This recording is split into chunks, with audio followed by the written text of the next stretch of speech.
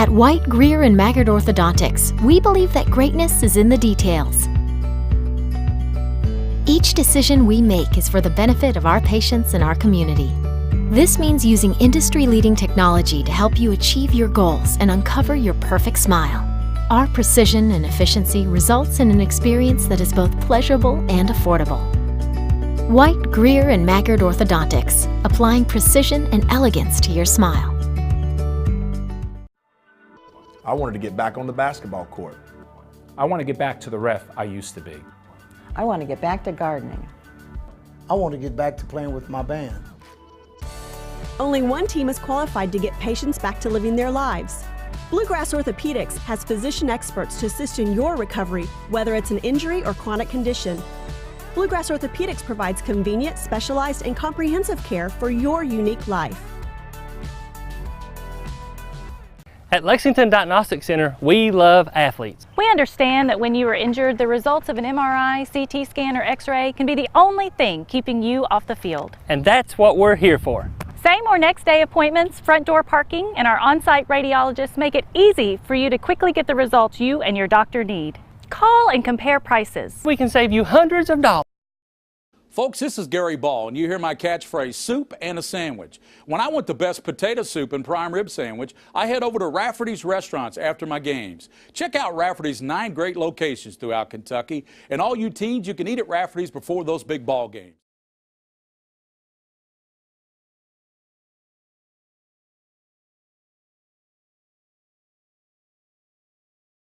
There's a Racing Against Drugs. Gary Ball with Coach Mike Meighan back here at Tates. That's the rumor. I mean, I don't know if that's officially been decided, but I think right now Walker Wood will probably be redshirted. And I know those coaches like him a lot, so he'll have an opportunity. All right, let's turn our attention to a team that you know a little bit about. You used to coach at Bryan Station back in the day, as they say.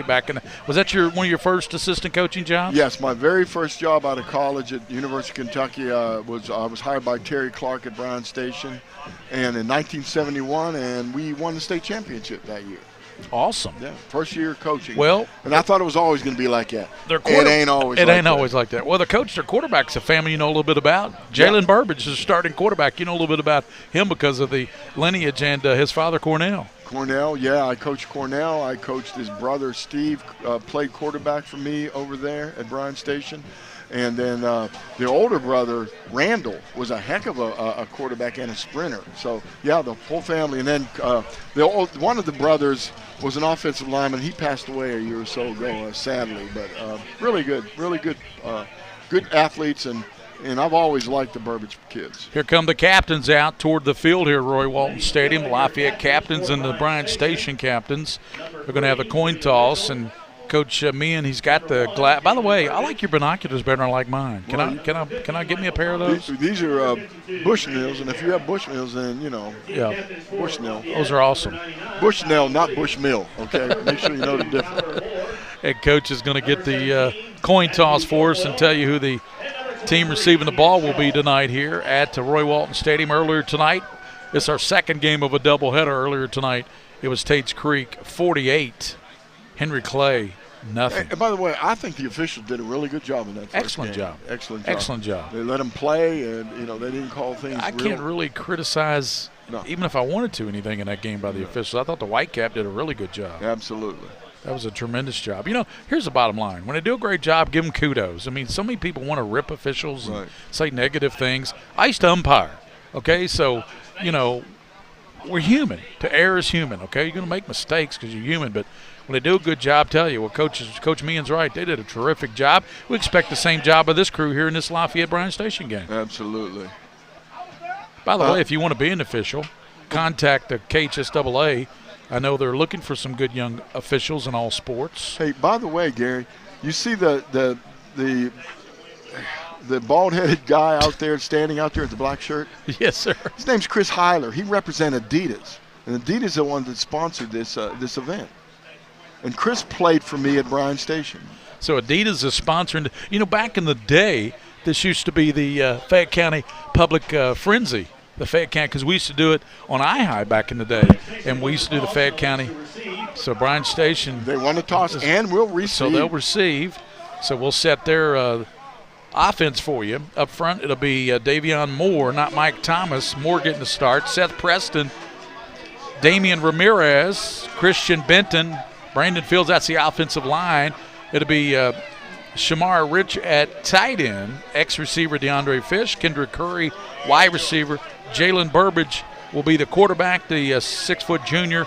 Running back will be A.J. Smith, Antoine Smith, and Chris Jones will be your wide receiver. So those are your starters for Bryan Station. And Lafayette, one thing I know about Lafayette, I was looking at their lineup, Coach. You remember that kicker they had by the name of Averett? Yes. He's back. Oh, boy. Well, I'll tell you what, that kicker from Tates Creek was pretty darn good, so we're going to see some good kickers this year. Those soccer-style dudes now, they're all taking over. Yeah, I spent 19 years at Bryan Station. It was 19 very good years teaching and coaching there at that school. I coached football. I coached girls gymnastics, of all things. Yep. And softball also. You've got a Bryan Station roster, so I'll just put that Lafayette right there. Yeah, we'll work together. And we'll compare off that. Here's another Bryan Station. So Lafayette's defense up front, it'll be Javante Hayes, Tyrone Williams, and I bet Hussein. Ian Shaw. Coach, we're going to talk about Shaw a lot this year. He's going to be one of the best linebackers in Kentucky, no doubt about it. Yeah, I think he's going to end up getting a major college offer because he's got all the skills and the size, and he's a coach's son, right? So he knows the game. Darryl Ugboja will be another backer. Austin Blake is good. Number 44, we'll call his name tonight. DeMarco Fishback, 7 interceptions last year, Coach. He's back at corner. Jalen Cooper with a number of interceptions. Jada Smith and Brian Jackson, that's your defensive secondary, as we're just about set for football. And it will be Averett teeing it up. And, man, he had a terrific season last year kicking for the Lafayette Generals. Yeah, we've saw you and I both have seen over the years that if you have a good kicker and a good kicking program, it really helps your football team. The opposing offense is on those kickoffs at 20-yard lines, right? Instead of running the ball. These kids are so fast that if you kick it to them, they're going to run it out past the 20 almost every time. So let's see who drops back for Station. They're still on the sideline, right? Sutton Averett will kick off. We're just about set for the kickoff between Bryan Station and Lafayette. Lafayette, I believe Station won the toss and took the ball. Yes, sir. They want the football. They want to start off with offense right now. I'm really looking forward to this football game. I was a little disappointed in the first game. I think Henry Clay's got a lot of work to do. They're going to come back around, I'm sure. But I was a little disappointed in that game. But I'm really looking forward to this matchup here. And again, like you said, you mentioned before, the head coach for Lafayette will not be coaching in this game. I'm sure he's home. Hopefully he's home watching it on PrepSpin. So Curry and Jones back deep to receive this Sutton Averett kick from Lafayette. Tates Creek won earlier tonight, big time, 48-0 over Henry Clay. Here's a short kick, scooped, and he'll take a knee at the 34-yard line. And they're scooping that ball up. Nice job there, turned in. And that was Anthony Chestnut, number 20 there, recovering that ball. That's a very smart play by the junior Chestnut. Instead of trying to run it, you don't have any blocking when that ball's kicked that short. He just said, I'm going to take the ball, get down here, and not take a chance on any kind of loose ball. Be interesting to see what Station does here in their first offensive series with Jalen Burbage. Coach, we saw him last year. Quick. And start over at Madison Central in that Roy Kidd Bowl. And, boy, he looked good in that Wayne County game last year. He did. He's extremely quick feet. He throws the ball reasonably well. He's got a few techniques. We'll see if he's improved a little bit on some certain passing techniques, but really good quarterback. So Jalen Burbage under center. Now he steps back in the shotgun. Burbage. Quick pass out to the near side. Caught by Rich, and Rich not much running room there. And, boy, a good play there coming up by the secondary Fishback. Really good job. So Shamara Rich with the reception. DeMarco Fishback, as we said, making that play. 2nd down and 6. Yeah, it's just underway. This Lafayette secondary is really good. They were really good last year. They're really good this year. I think Bryan Station's got to try to find some seams if they're going to throw the football. Throwing a screen against this quick defense probably won't work. Smith is to the right. Quarterback Burbage fakes to him. Hit ball comes out of there. It's on the ground at the 40. I think they got and it looked like Station might have been able to pounce back on it. Right. Missed opportunity there for Lafayette here early in this game.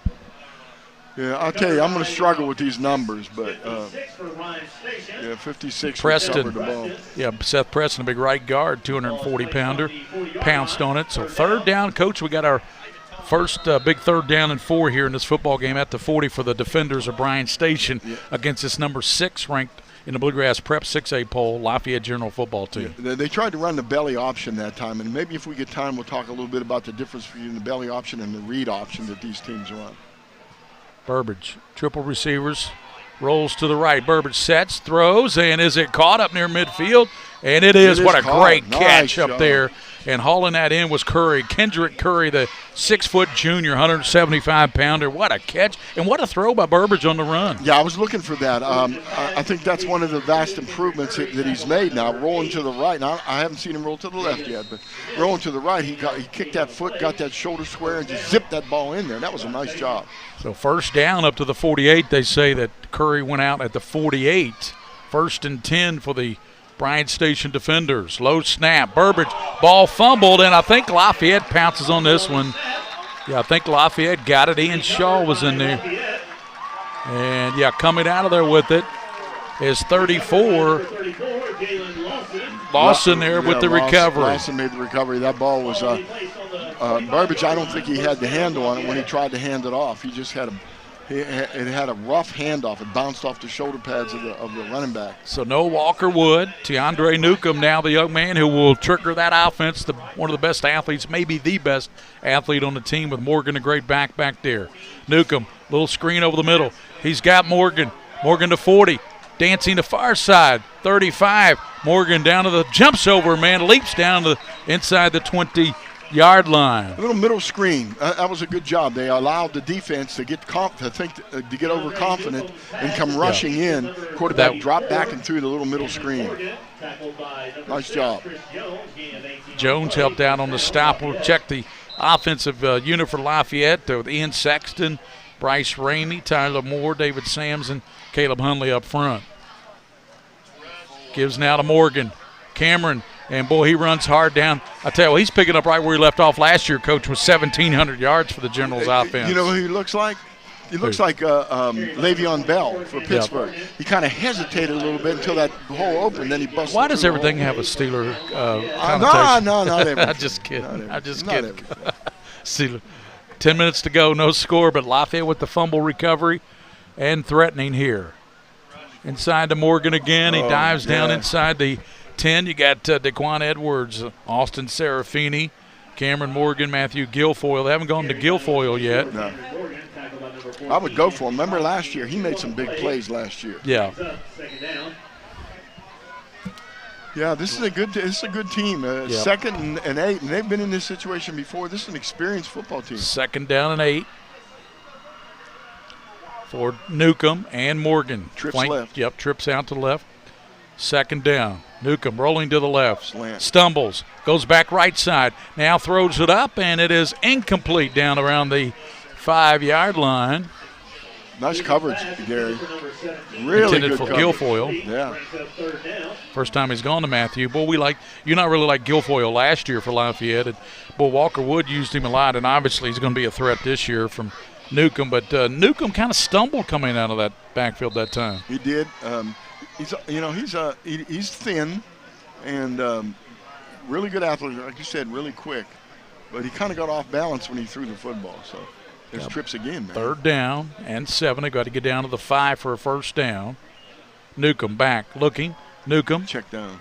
Checks, rolls to the right, got some room. Newcomb, and leaps down, and he's close to the goal line, but he doesn't have the touchdown. But his knee's going to touch at about the 2-yard line, so it'll be 1st and goal for the Generals at the 2. Defense quickly, it'll be Campbell, Benton, Cox up front, McKinley, Kennedy, and Brandon Herzl linebackers, Isaiah Green, Bryson Fields, Kendrick Curry in the secondary. So 1st and goal at the 2. I think you give it to 24 here, Coach. I believe so. Or let the quarterback carry it. Newcomb Snap, gives to 24, and he is going to walk into the end zone. Touchdown, Cameron Morgan. So Morgan had 17 yards rushing on that drive and a touchdown, and Lafayette jumps out after the fumble. You know, turnovers will kill you, Coach, and that turnover is cashed in by the Lafayette General offense, and they lead 6-0 now. Absolutely, and again, that first game we watched, the same thing happened. They had a turnover early in the game. And it was downhill from there. That was downhill from there, but honestly, Bryan Station's got a tough road to hoe if they're going to try to just stay up with this football team. Sutton Averett's kick, and he splits the uprights. 8:58 to go, first quarter. Lafayette has already jumped out after the fumble recovery. They jump out 7-0 on a Cameron Morgan TD run, and they lead it 7-0. We'll return here on PrepSpin.com with more first quarter action here from the Adidas Fayette County Classic here at Tates Creek.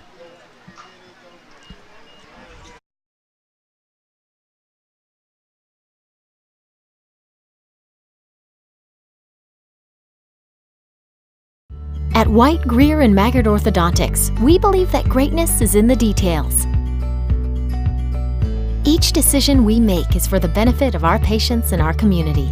This means using industry-leading technology to help you achieve your goals and uncover your perfect smile. Our precision and efficiency results in an experience that is both pleasurable and affordable.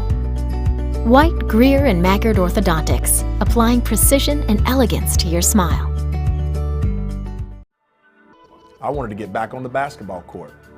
I want to get back to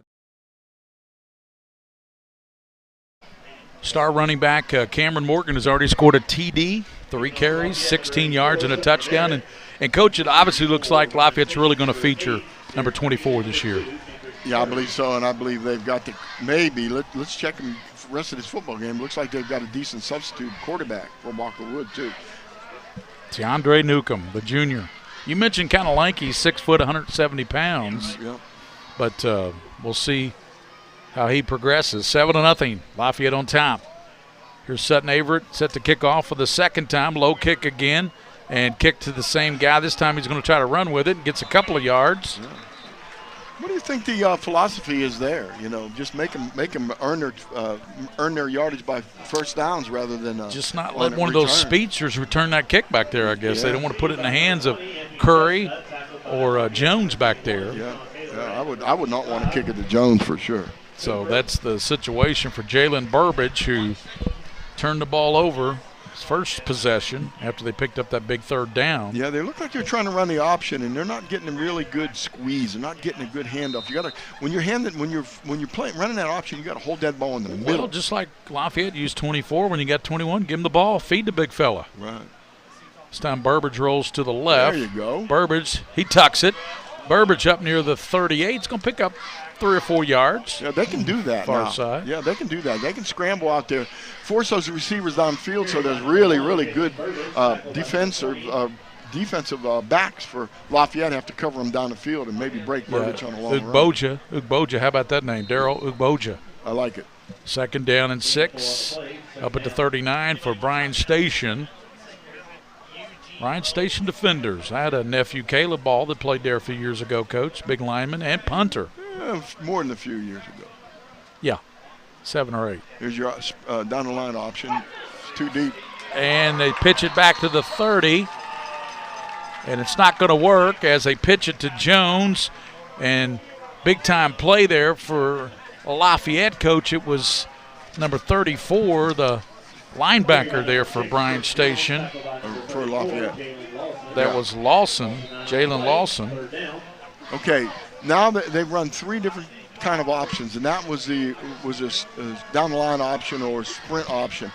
The quarterback's got to attack the line of scrimmage on that for that to work. You can't go parallel to the line of scrimmage and expect the defense not to make the penetration. Burbage 2 for 2. He's going to have to go through the air here on this 3rd and long. Boy, they keep rolling him left. Burbage rolling, sets, throws, and he had a receiver out there, but he underthrew him just a tad. Right, and the defensive back for Lafayette knocked the ball down right at the last second, number 2 for Lafayette. Yeah, that's nice play there by Jackson. Yeah, he did really nice. Just reached back and knocked the ball down. But they had him a couple yards on the defender that time. So big number 52, Coach, is set to punt. That's Benton. Benton reminds me of Caleb Ball punting. Caleb was a punter. Caleb was 6'4", about 290 punter.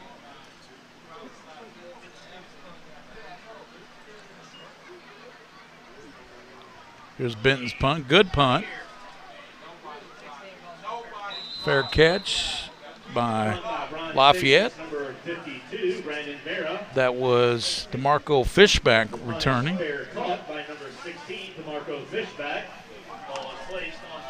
So Lafayette will start their second offensive series. It was just a heavy dose of Cameron Morgan, who had 3 carries, 16 yards, and the touchdown run, Coach. And Newcomb passing was 1 for 2, had the 17-yard completion on that first series. Played pretty good defense too. Cover 2, they're forcing the outside receivers in if they can toward those safeties. Let's see if they're playing zone all the way. Yep. Newcomb Rose sets and underthrows his receiver up at the 40-yard line. Okay, when we talked about Guilfoyle. we talked about cover 2. They have 2 safeties about 10 yards down the field, and the 2 corners are up tight on the wide receivers. And what the 2 corners try to do is force the receivers in toward where the safeties are, where they can cover it, and then the corners, if they're running a true cover 2, take the flats away from the receivers. Well, right now, Lafayette tried to hit that receiver in the flat, and it was a pretty errant throw. So now they're running trips. Lafayette's in trips. So Newcomb scrambling out of it, 25, and he's going to be run out of bounds at the 25-yard line. Yeah, that was pretty good defense there. The thing I'm seeing is Lafayette has always prided themselves on the speed of their receivers. Right. Well, Bryan Station's coverage is just as fast. Well, they got speed too. They do in the coverage, and they're really, really on these receivers. They're playing a really tight zone defense, and they look like they're covering really well right now. Good play by Hutzel there, the linebacker. So 3rd and long now for Lafayette here. Lafayette 1 for 1 in 3rd down efficiency, Coach. So 100% so far. This is their second opportunity. 4 down linemen for Bryan Station. Newcomb. Trying to get some pressure. Deep drop. Throw over the middle and nearly picked off on the tip. Almost picked off by 24 there for Station. McKinley, it bounced off the receiver's hands, and McKinley almost picked it off there. Chris McKinley, the linebacker for Station. Right, he was almost on that thing. And again, Bryan Station kind of ran a four down lineman defense, and they tried to get a really good rush off the edge, which they really did have. It could have been a holding penalty on a Lafayette player, but it wasn't called. Back deep to receive, Kendrick Curry. Pressure Here's the again. punt. Curry watches it bounce, and he's going to let it roll away from him. Coach, I know you hate when a player is back to return a punt, and he does at least come up and call a fair catch. I would, if he did that time, I would have said now it's rolled back to the 35. He could have fair caught that up at about the 45-yard line. Yeah, my players that used to play for me, they always got mad at me about that because I'd yell at them, catch the ball. And somebody once said, well, what if they fumble the ball? Well, then you shouldn't be back there. Catch the football. Take away that. Tell him it's Uboja.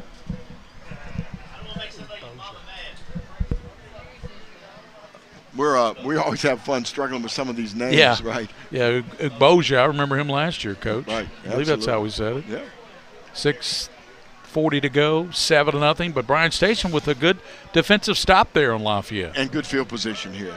Could have been better, Coach. Yeah, that could have been better. Here's Burbage. Shoulda, coulda, woulda. Motion back to by pistol. Chris Jones. And they fake to Jones. Burbage running hard, 40. Burbage up to the 43-yard line. Nice run there by Jalen. Actually, one of the officials got him marked up near the first down marker. So Jalen Burbage, 6 foot, 165-pound junior, son of Cornell Burbage. Cornell played in the NFL, didn't he, Coach? Yes, he did play for the Dallas Cowboys. Played some in the USFL, too. I remember I was working a little bit trying to learn the run-and-shoot offense, and I happened to get some films, and there he was on the film playing for some USFL team. Well, that was a wild league, that USFL. Didn't Trump have a hand in that at one time? Look, I don't know. That man has a hand in everything, including too much Twitter. Yeah. 2 for 3 passing for Burbage. And, Coach, they marked him just about a yard shy of that first down. Jalen Burbage. Motion. Burbage back. Fires near side. Yeah. Incomplete, trying to go down into Lafayette territory. Trying to go to Rich, the tight end. Yeah. They ran a lot of like a six yard out, and he got a ball a little ahead of him. But again, it was well covered. This Lafayette team and this Bryan Station team, they play good defense in the secondary. Really good defense. 5:41 to go in the first quarter. Lafayette on top of Bryan Station 7-0 earlier tonight. Tates Creek 48, Henry Clay nothing. That score really shocked me. Didn't surprise me. Creek won. This margin of victory was very surprising. And good running by Station down to the 40, still on his feet, all the way down to the 33-yard line. Great run there by Bryan Station. Got to make that. And that tackle. was Jones. Yeah, and the tackler on that play, they can't even see it up. The announcers. Carried by number 6, Chris Jones. Tackled by number 34, Jalen Lawson. Gain of 24 on the play. First down. Lofton, that was a touchdown-saving tackle. He came from behind and ran him down. Tremendous effort by that young man on defense to catch up and make that tackle. Well, Jones with a nice carry, Coach. Yes, he's got those quick feet too, and again, this offensive line, they're getting some blocks now. Let's see. Trips out to the top now, reach out to the bottom. Now Jones in motion. Burbage's going to toss it out to him. Cuts it back inside and down inside the 35. Is going to lose a yard or two for the defenders with 4:52 to go. First period with Lexington Lafayette leading 7-0 over Lexington Bryan Station here in the second game. Thanks to Bluegrass Preps. Bluegrass Preps poll has Lafayette in their top 10 of 6A football. Bluegrass Preps. And our stat people. Yeah, WL Stats. Oh, wow. Doing a great job for us here next to us in the booth. Leanne and CJ. Second down and about 12 for the Bryan Station defenders. Defenders of the station, Coach. Defenders of the station, that's right. I can tell you the story behind all that, too. We'll have to get that from you. All right. Burbage tucks it back inside. Burbage breaking tackles. Burbage down inside the 30 to the 27. It would bring up third down and 3. A couple of Lafayette defensive backs there came up helping out on the play. Cooper and Jackson. That is basically a good scouting. What they've done now, they've realized how quick Lafayette is. Hussein helping out. And they're trying to get him to take false steps. So quarterback Burbage is going to look like he's going to throw the ball and then run the quarterback draw, pulling those linebackers out. As soon as he sets the pass, they drop. And when they drop, he runs right up in there. So third down and a long 3 at the 27 for Lafayette. For Bryan Station at the Lafayette 27. Burbage. Awful penetration. And Jones going to be hit. And, man, there's half the Lafayette defense on top of him. Got to block, guys. You got to block against this defense. It's too well coached. Big 99, Tyrone Williams, also Hussein. But I saw Big 99, Tyrone. You know, we saw him make a number of plays last year, Coach, Big 99. When he gets off the ball and penetrates, it's really difficult for them to pick him up. The running back had no chance on that play. We're at Tates Creek High School. Big doubleheader here tonight to open up the Big 4 of public schools.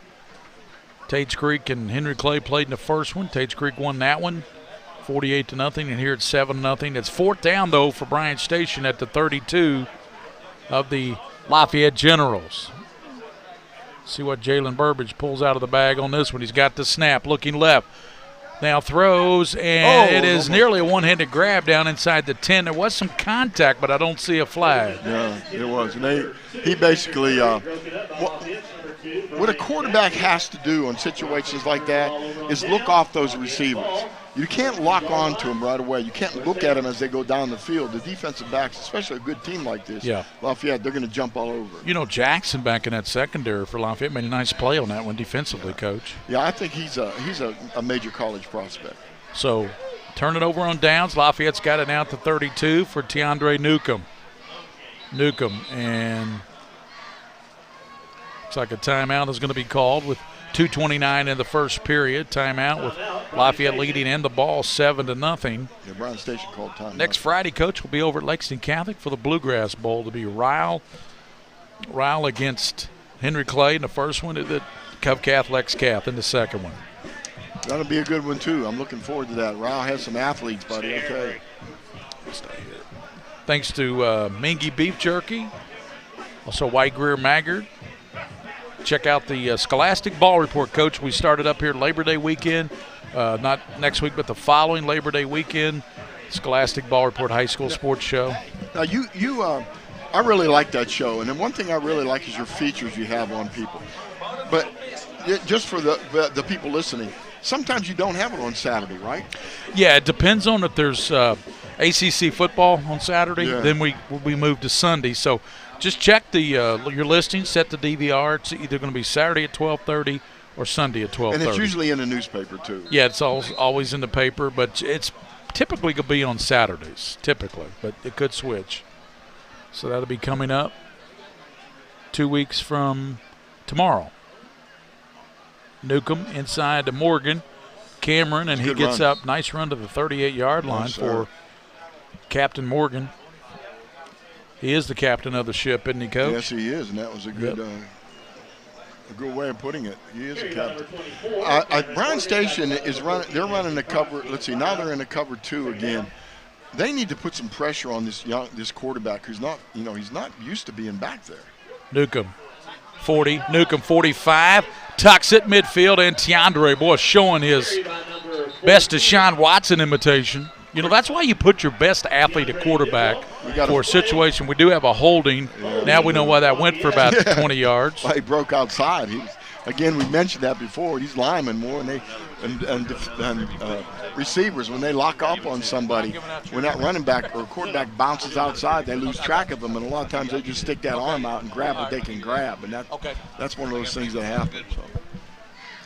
We'll have another Ricardo's trivia question coming up. How about Gary winning at Durbin? How about Mr. Durbin from the Legends winning that gift card from Ricardo's? I'm impressed that a baseball guy that loves it and knows enough about football. Well, his son Brett was an outstanding quarterback here at Lafayette back in the day. Was the Tommy Bell Award winner. How about that? That's right. Based on academics. Obviously, he got his smarts from his mother. Third down. Well, I know Gary's pretty smart, too, to get that trivia. Just kidding, Gary. Yeah. Here's Newcomb rolling to the left after that penalty. Newcomb sets and throws. He's got his man down up the middle, and it's caught up at I believe that's Guilfoyle. Depends on the spot. They're going to give it to him. Yep. Yeah, Matthew Guilfoyle. It was just a matter of time before we called 17's number, and I like the name, Matthew Guilfoyle, 17-yard completion, and a first down up to the 44. He's going to catch the ball. He reminds me of a couple of those we saw at Lexington Catholic to catch the ball like that. He can take a lick. He can catch the football. He's not going to break long runs. Take a lick and keep on ticking. Are we going back to our Timex days? It's pretty impressive. Remember Timex takes a lick, keeps on ticking.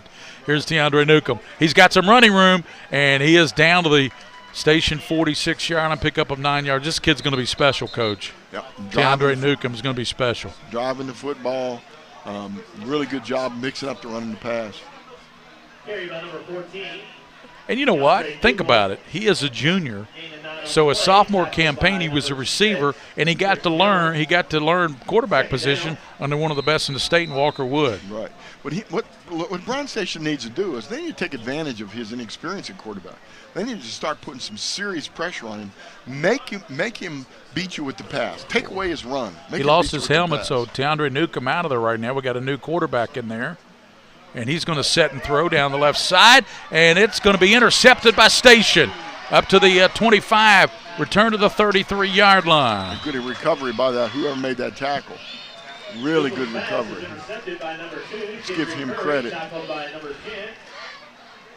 That was not Newcomb, by the way. It was the backup quarterback. I believe that's Nelson. Right. Drake Nelson's listed as the backup, number 5, but I couldn't see the number. But and J.C.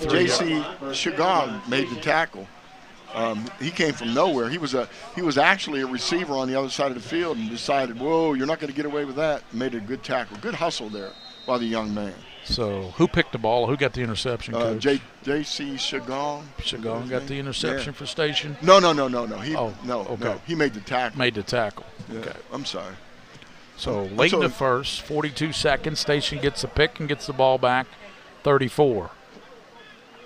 Hard to see the Station numbers. Burbage. Quick pass, incomplete. There comes a late flag. It's going to be pass interference against Lafayette. Rich, the intended receiver, flag on the play, so that'll take the ball up to about the 41 or 2 yard line. So that'll be pass interference, I believe, against Lafayette. Gary, I'd like to do a little shout out if I may. Go right ahead. We have some people listening to us in Destin, Florida. Major Ben Meighan, hey, former Ben. Quarterback here. His wife Lily Meighan, and of course their daughter Kaya, maybe in bed. Beautiful and my little girl. favorite grandson, my camping buddy, the best fisherman I know, Emery Kai Meighan. Hello to you guys, and thanks for listening and watching on PrepSpin.com. And high definition tonight. Yeah, we appreciate it. Thanks, guys. Major Ben. Send me a picture of the fish. Yeah, so we can believe it. No, they wouldn't. How big it was. Yeah, they wouldn't do that. And the best fisherman was Emery. I'm not telling you who the worst fisherman was. So let's leave it at that. Leave it at that. Yeah. Well, I'm not much of a fisherman. I'll just go ahead and say I'm the worst fisherman in my family. So. Because you don't have patience. And, that's why. Send a shout out to Carol Huber. She's watching. Yeah, shout out to Carol Huber. She's watching tonight. Carolyn Huber, Lafayette. Shout out to my brother Glenn Ball. It's his birthday today, Coach. Right. My brother Glenn, older. He's a little bit older than me. Well, we had lunch today. Happy birthday. Happy birthday to Glenn Ball, my brother. Awesome. And Carolyn Huber, I worked with her when she was at Dunbar for a while. Not just a beautiful lady, a tremendous educator, too. Yeah, I mean, she does a super job with those She kids. was on us with halftime last year, one of the games, wasn't she? She was. She was one of your halftime guests. Yes, she was. Coach, what can Station? I mean, it's a tight ball game, 7-0 Lafayette, but Station just got the big interception. They got 1st and 10 up at near midfield, and they can move the ball, looks like, against Lafayette a little bit, although Lafayette's secondary is very, very good. Yeah, they need to get Burbage going. They really need to get him moving. Run the football, run that quarterback draw. Burbage back to pass. Screen over the middle, and boy, that is spelled out by the general defense. Nice coverage. That was really Ian nice Shaw, coverage. wasn't it? Right, it was. Linebacker Shaw. Of course, his dad played in the NFL for the Cincinnati Bengals. Here's some scores. First one surprises me. Oops.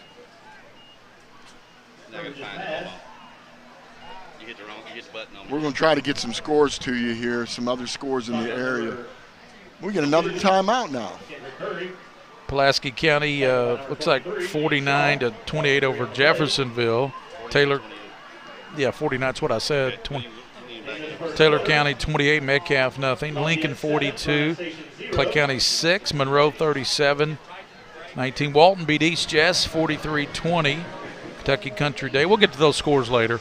We'll come back, second quarter action, and it's Lafayette leading Bryan Station 7-0 here on the White Greer Maggard High School Football Game of the Week.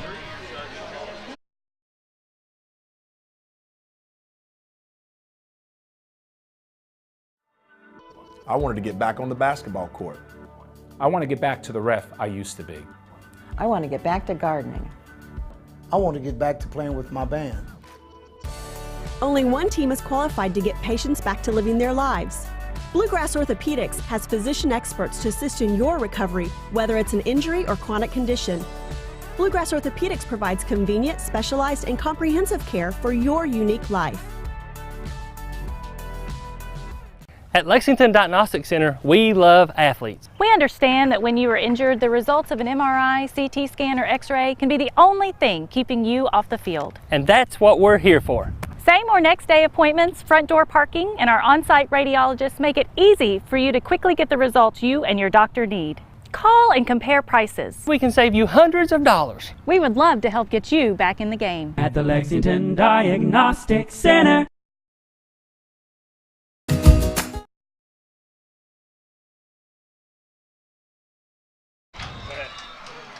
Bryan Station and nice. Burbage. What a great pass. See who hauled that one in, Coach. We were way there for a second. Burbage's pass complete to number 6. That was Jones with the catch. So Station set up here down to the 13-yard line. Jalen Cooper helping out on the stop. But what a lot. Let's see how many yards it got on that one, Coach. That was a nice, actually a nice. Coach, 40-yard catch by Chris Jones. Right, nice route, and Cornell or Jalen. Yeah, well, you knew we were going to call him Cornell once tonight. Sooner or later, you know. Exactly. Jones shifts left to Burbage. He tucks it back inside. Burbage still running, and he gets down inside the 10 to about the 7. Nice pickup there for Jalen Burbage of about 7. Yeah, see, that's what they need to do. That's a good job. Hey, one more shout out real quick. Brandon Burdett's watching the game on PrepSpin, and Brandon was a receiver, played at Lexington Christian. He wasn't bad. He wasn't bad. He is the best hands of anybody ever coached. Dougie Allen had the best route running and the best feet, and but Brandon could catch a football. Of course, he had that rookie throwing the ball to him all the time. I don't know how he did it. Yeah, I don't know how he came up. You talking about Dougie Allen? Lucas Witt throwing the ball. Oh, yeah, Lucas Witt. I thought you were talking about Ben Meighan to Dougie. No, Ben and Dougie were a real good team. Yeah, they were. That was quite a tandem. Yeah, and that's a good lesson, by the way, for young people out there, daddies and moms that kids want to be quarterbacks and receivers. Those guys, and also Brandon and Lucas, they threw and caught all the time.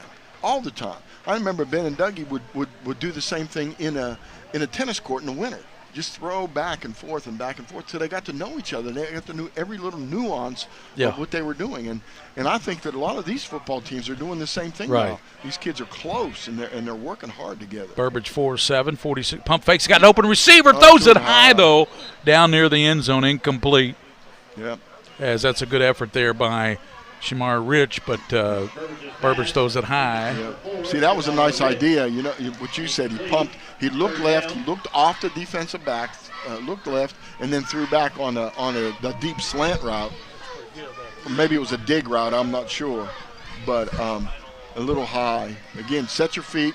Put that ball in there. Get that front shoulder aimed and just zip it. 7-0 if you're just tuning in to PrepSpin. Gary Ball, Coach Mike Meighan, William Warfield producing. Darren Douglas will take you through the halftime again. You got some good UFOs coming up, Coach? I do. I've got two real good UFOs. Unheralded football overachievers. It's a staple now here on the PrepSpin broadcast, initiated by the one and only Mike Meighan. Trips out to the top. Burbage is going to tuck it. He's hit. And Burbage is going to be brought down. Really good penetration, Gary. Yep. A lot of Lafayette generals in there. Ian Shaw leading the way, the linebacker. Right. And let's see, number 34, Jalen Lawson. Yeah. Really nice job of powering it up inside. So Station faced with a big decision here. It's 4th down at the 13, 9:50 to go, first half, and Lafayette leads 7-0 on a Cameron Morgan 2-yard TD run. And ever since then, Bryan Station settled down defensively. Yeah, they have done a pretty good job. Their speed has really paid dividends. But that fumble really hurt them early. Yep. So triple receivers to the bottom. Motion now by Jones. Burbage looking, throwing high in the end zone. Knocked away again on good coverage in the secondary, and that's great coverage by Jackson and also Fishback, Coach. Yeah, I think what's happening is, and again, I'm no expert, but they're guessing. Jalen, the offensive team, whoever, they're guessing that receiver on the backside is going to get open on that little post or dig route. Yeah, well, Burbage has got to work on that pass down to the end zone. That's twice he threw high to Rich there. They could have had a touchdown, tied this game up, but simply overthrew him. Right. And that's something they'll need to work on. That's for sure. So here's DeAndre Newcomb. Nelson came in and had that one pick. Newcomb fumbles, tucks it, and Newcomb running, still on his feet. And Newcomb finally hit at about the 17, pickup of maybe 3. It's fun to watch these two teams because they know each other pretty well from playing years and years. They run similar plays. They do. Little spread offensive look. Yep. Bryan Station has tried a lot of read options. So what I'm taking from you, Coach, is they practice against that every day. Yeah, look like that they spread do. offense. Sure they do. So I have to say that Bryan Station needs to put a lot of pressure on the quarterback if they can. Station dominated time of possession, 10:48 to 3:45, but yet Lafayette leads. Here's a quick toss to Morgan. Cameron on it and has to pounce on it back at the 12. They're going to lose about 3. Got to bring up 3rd and long, and that was not the best decision by Newcomb that time. No, should have tucked it himself. No, and again, what they're doing, Bryan Station is throwing a hard rush up the middle and off the edges, and they're trying to get that quarterback to make a mistake. Make him beat you throwing the football. Yes, sir. Make him beat you throwing the football. Yes, sir. Now with Walker Wood, and doing it, he could do it with feet or arm. Yeah. It didn't matter. He was a dual threat. Not that Newcomb's not a dual threat, but he's developing. He's developing. He's working on that passing. Right. Could definitely run the football. Absolutely. You know, Wood was a 1,000-yard rusher and 2,000-yard passer. Right. 3rd down and 12 for the Generals. Give to Morgan this time, right side. Cameron to 20. Gets a block, and Cameron lowers that shoulder. Gets close to the first down marker. Yeah, it depends on the spot. Matter of fact, he's got it, doesn't he, Coach? Yeah, he's got the first down by plenty up to the 27. Need to get to 25. That offensive line that you can mention there, they Sexton, did a super Ramey, job. Moore, Hundley, Sams. Nice job. Williams. You got to mention those guys. I'm telling you, they're the road graders. They do their thing. Actually, they marked Cameron at the 26. 7:54 to go, first half. Lexington Lafayette 7. Lexington Bryan Station nothing. Earlier, Tates Creek won big over Henry Clay 48-0. And I tell you, LaRon Warner's the real deal. So is Workman. And diving up is Newcomb to about the 28. Maybe the knee touches to 28. Maybe the 29. He bobbled the football. He did, but you know what? He pulled it back in, Coach. I give him credit. He's a junior, making his debut tonight with the graduation of Walker Wood, Mr. Football finalist, Mr. Everything in the city. I mean, Walker Wood, let's face it, that young man started as a freshman for Lafayette. Yeah, we wish him major luck here in his future. Nelson's in at quarterback now, Coach. Nelson gives to Morgan. Morgan to the 30. Cameron still running, 40. And, boy, what a great run by Cameron Morgan. He dragged two or three people. He did, to the 43-yard line. Goodness gracious. Yep. Now, see, that's a problem that Bryan Station has, is that making those tackles on the line of scrimmage. They're there, Gary. Yep. They're just missing the tackle. Morgan now, Coach, 6 carries, 51 yards. That is 8.5 yards a carry for Morgan. First down. Morgan again. He's going to be the workhorse, as we said. It's going to be Captain Morgan this year. Bryan Station looks a little bit tired right now. Yeah, I'm looking at Newcomb, Coach. He's 2 for 5 passing the quarterback, 34 yards. Nelson had the 1 pick, so the quarterbacks combined are 2 for 6 and 1 interception for Lafayette so far. Right now. It's early. Yeah, it's early, and he's probably just really picking up the offense now. This guy. Here's Nelson, complete to Guilfoyle. Had a 17-yard reception earlier, and he's going to do – the ball comes out of there late, and I believe Station may have the fumble recovery. They do. Well, Guilfoyle, you don't see him fumble much. And recovery there, Coach. Recovering that football was Bryan Station's Fields. Bryson Fields is safety. Right. Well, you don't see Guilfoyle fumble the ball much. No. And that's the first time I've ever seen him fumble. That was a good hit, and I actually thought he was down when he fumbled the ball, but the referee was right there. He saw it otherwise. The official on that side was all over that. So, well, again, Bryan Station has another opportunity, and they've got 6 minutes and 38 seconds here to get something going. So. Well, definitely the defenders have gotten the big turnovers. Remember, they had the interception when the earlier Newcomb had to leave the game after losing his helmet. Nelson came in through the interception down here, and now they get the fumble recovery. So turnovers definitely in the advantage. Turnovers hurt Henry Clay in the early Lafayette game. 2 fumbles, Station 2 fumbles already. Good blocking. Burbage. Jalen 35, and then spun around at the 37. Yeah, Jalen again, he's looking downfield. He's locked onto his receiver instead of, reading the coverage or but again, I noticed last year, from the beginning of the year to the end, he improved vastly, and he's made improvements this year. You know, I've been impressed with, Coach, is Lawson. Yeah. Lawson, 34. That's our other starter, and Lawson's been impressive. Yeah, he has. He's been running sideline to sideline, making tackles, and that's what you need for those linebackers. Yep. What impressed you most about Antoine Sims' Commodores earlier tonight? Everything. Everything? They were prepared. They were absolutely prepared. Kind of a well-oiled machine. They were, and strong. Burbage looking to pass. And he drops it up at the 40 right now. Numbers of the receiver. Unfortunately, Mr. Jones tried to turn it upfield before he caught the ball. Yeah, you got to look it in. You got to look it in, Chris. He knows that, Coach. That was a decent throw, too, you know. Yep. So 5:38, that stops the clock, first half action. If you're just tuning in, Gary Ball, Coach Mike Meighan, William Warfield producing here. Darren Douglas and Coach will take you through halftime with the unheralded football overachievers. Looking forward to it. Looking forward to it.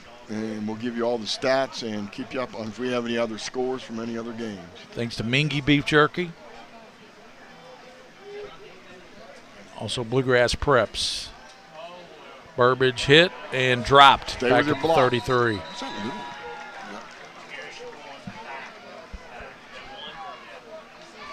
Was that Lawson again? I think it was. Lawson again? Bryan Station's struggling a little bit with Ramirez trying to block some of these big defensive linemen. Ramirez he's a junior, but he's only like 5'7", so I think big Christian Benton, all 300 pounds of him, Coach. Right. Well, they're going to punt the football with a big man, so would they surprise him with a fake punt with that big guy running the ball? Almost blocked. They run into him, but no flag. Well, heck no, because you can't knock him down. Ball rolls to the 48-yard line. That's where Station will touch it down. 4:40 to go here in the first half. They've always had trouble with getting the kicking game. That's one of the things that they've struggled with over the years. And Coach just Frank Parks texts me, 52. There is Chris Benton. Yeah, Chris Benton. So that is Chris Benton. I think they've been calling him something else here on the announcing. Let him know over there because we've been calling him Chris Benton. Yep. Senior 6'1", I don't know. 300-some pounds. Again, Big Chris. The problem was he could have got a running into the kicker penalty if he would have fell down, but he didn't even budge. He didn't even flinch. You know what it is? When you're that big of a fella, you really don't want to go all the way down to the ground because it's kind of hard to get yourself up at that point. Nah, I think he would have jumped right up. I think he just didn't. He's never learned to fake it. I know when I've fallen on the tennis court, it's not easy to get up, Coach. Mostly you're embarrassed. Missed tackle again on line scrimmage. And that handoff. Nice running there by Lafayette's DeMarco Fishback.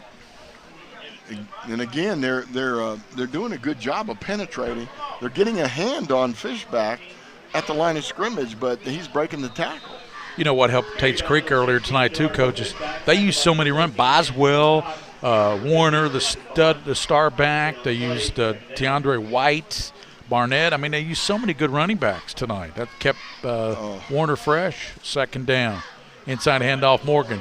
And he is going to be pulled down. Nice job. Behind the line of scrimmage. Nice play by the defensive station coach. Who'd you see grabbing? It was Devon Moore.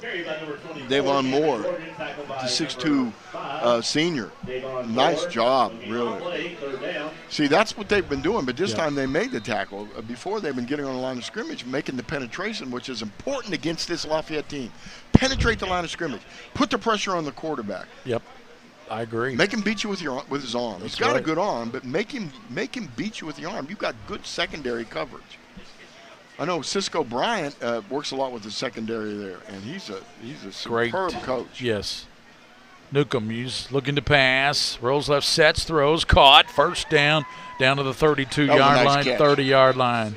Pulled in nicely by Daquan Edwards. Yeah, we saw him pull in some nice catches last year for Lafayette's offense. Yeah, that was pretty hands. He reached at least knee level or below his knees to pick that ball up. That was a nice job. So Newcomb now 3 for 6, 42 yards. Guilfoyle has 2 catches, 35 for Lafayette. Morgan a catch for 17 yards, and Daquan Edwards had that 8-yard catch there. Newcomb back, firing down the right side, throwing to Guilfoyle, and just off his fingertips in the end zone. Guilfoyle was down there, and I thought for a minute That was going to be a touchdown. It was all go. They just ran a go route all the way across the field. I was watching all 4 receivers. William Mitchell, the senior cornerback, turned his head the wrong way, and Guilfoyle stepped inside of him. And that might have been a big play. Gary Ball, Coach Mike Meighan. William Warfield producing on PrepSpin. Next week we'll be over at the Bluegrass Bowl at Lexington Catholic. Thanks to WL Stats for all the great stats tonight, Coach. Leanne and CJ, they do a terrific job. Good job. I don't see how they keep up with it, too. Newcomb back, deep drop, fires left side, Morgan out of the backfield.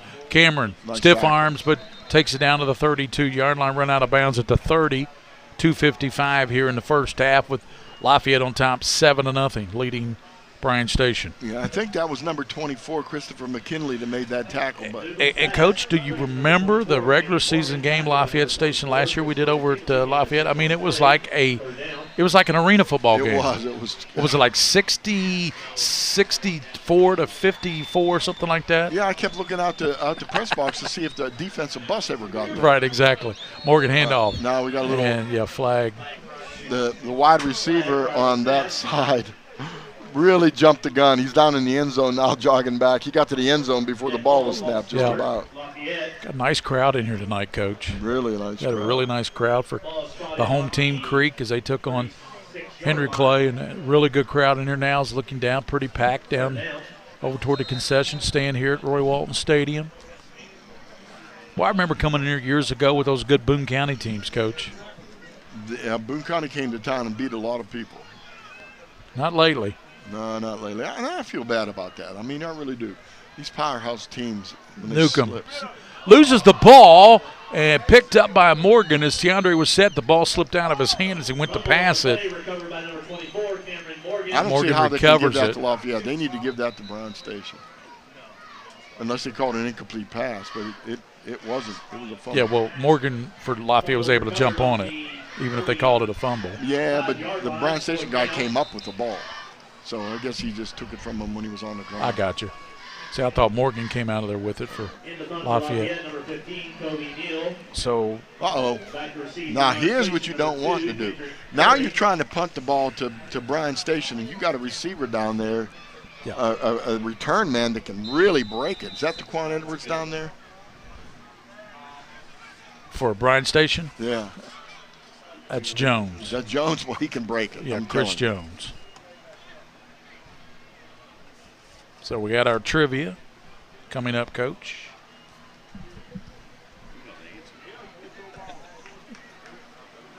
Scooped up by Jones, and he blazes up to the 20, leaps up to the 32-yard line. Again, give us. All right, there we go. State final. Yeah, Ricardo's in Woodford County is offering a $20 gift certificate to anybody who can answer this trivia question. Well, you go ahead, Coach. All right. And what we'd like you to do is to send your answer to PrepSpin.com. Yeah, go on our Twitter page. Or the Twitter page. At PrepSpin.com. Or you can send it to Gary Ball and Scholastic Ball That's Report. At SCH Ball Report. Or _ Ball Report. Coach Meighan at Coach Meighan, excuse me, at Coach Meighan, MEIGHAN. We'll give you the trivia question here in a second. Burbage pass, caught up at the 43, and nice running up to the 47-yard line. Good job there. Great catch by Station. Burbage's pass is complete to number 10. It's complete to Dondre Fish. That's his first catch, Coach. After this play, we'll give you the trivia question. Be ready for it. The Ricardo trivia question.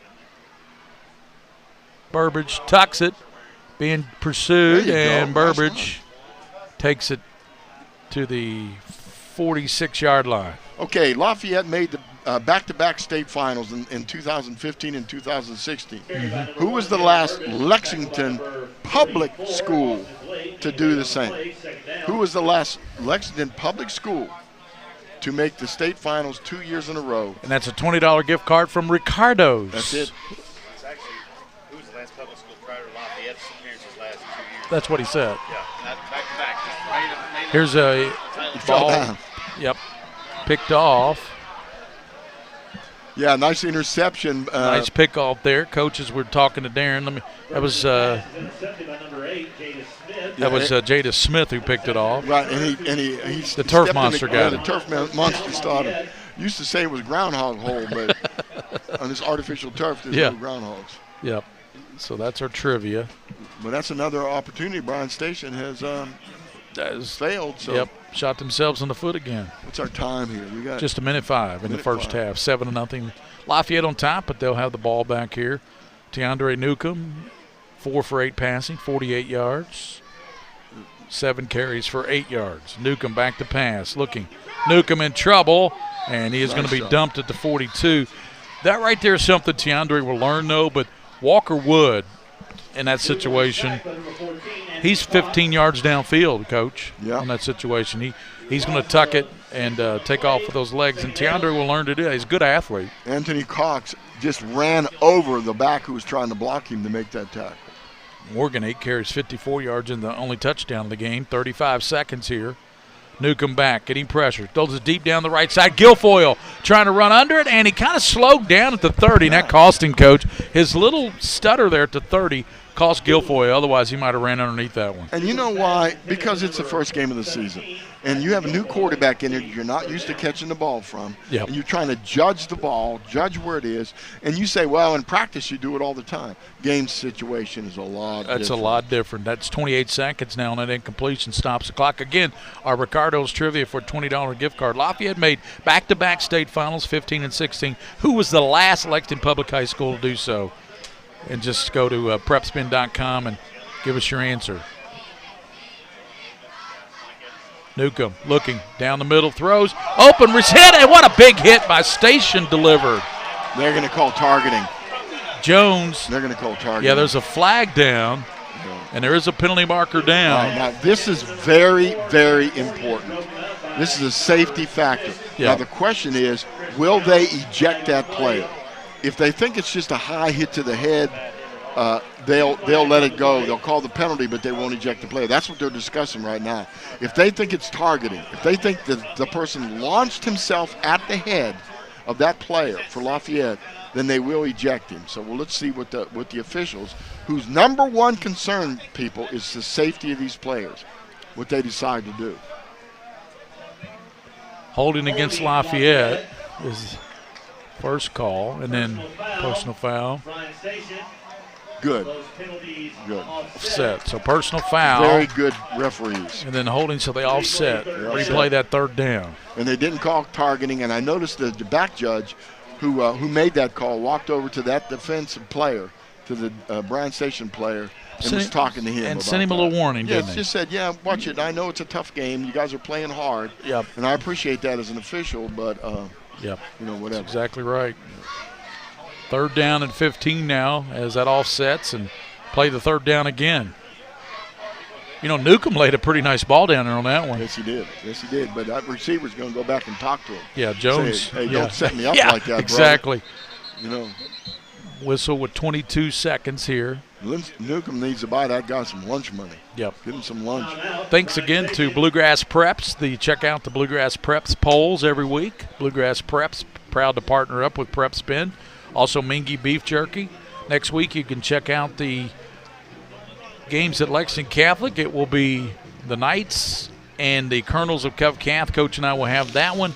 And then also on the Scholastic Ball Report Network, we will have the UK Sports Medicine game as they will take on, Ryle will take on Henry Clay. Let's hope the improvement does happen that the coaches say happens a lot between games 1 and 2.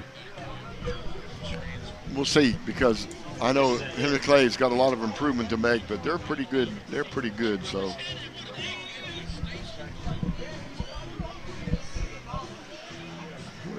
Yeah, Williams showed me the replay, Coach, and that was a great call by the officials. They made the exact call they needed to make. That was not a target. He just hit him high. I saw the replay again. It looked a lot worse in live than it did on the replay. Well, again, it looked like he just put his shoulder into it on the replay. Let's compliment these officials. They're doing a super job tonight. Job. They've really done a great job in this big Adidas battle here. Adidas sponsoring these big games here at Fayette County. Newcomb, trouble. Newcomb rushing to the left. Newcomb under pressure.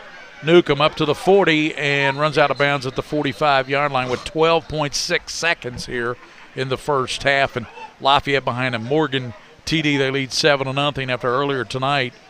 Tates Creek with a running clock, mercy rule clock, they beat Clay 48-0. That coach, not that Tates Creek won, because Jayhawk was telling us and Antoine how good they thought their team could be this year, but the score 48-0, that's a shocker. Yeah, it was a shocker, and again, Henry Clay didn't look good in any part of the game. I mean, any phase of the game, and they've got a lot of work to do.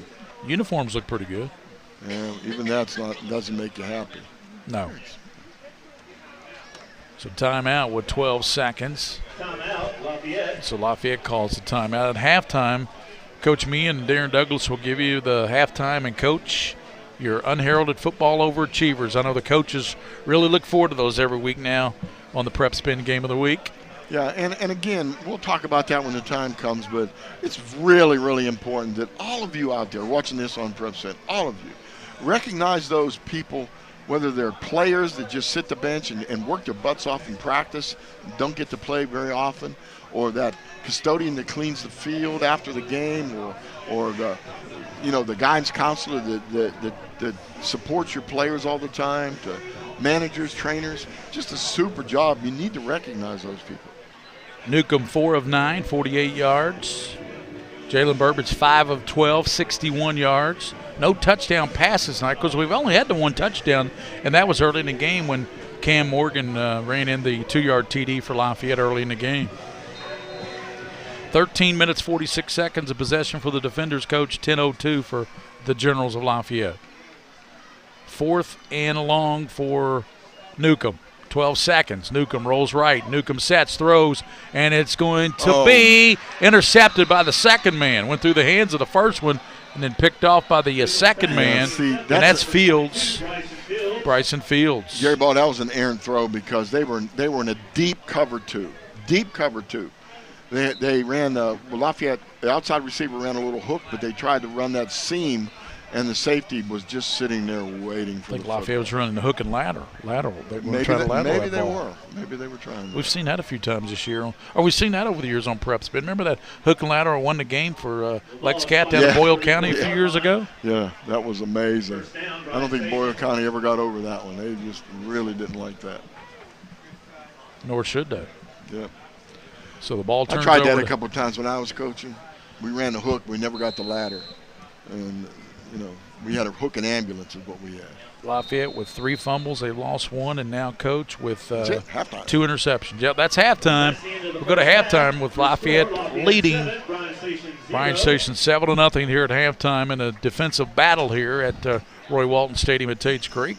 We'll come back, and Coach Mike Meighan and Darren Douglas will give you the halftime unheralded football overachievers and the first half stats provided by WL Stats here at Roy Walton Stadium. 7-0. Lafayette, they got an early touchdown by Morgan. They hold on to that lead.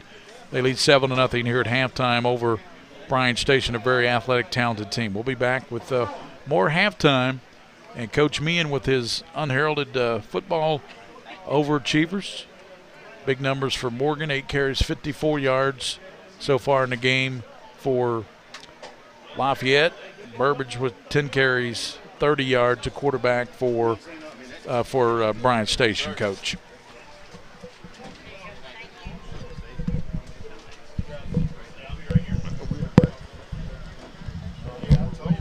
Right there.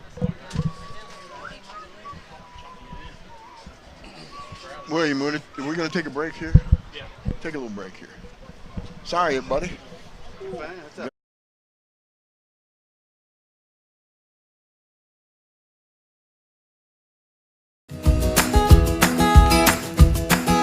Take a little walk with me.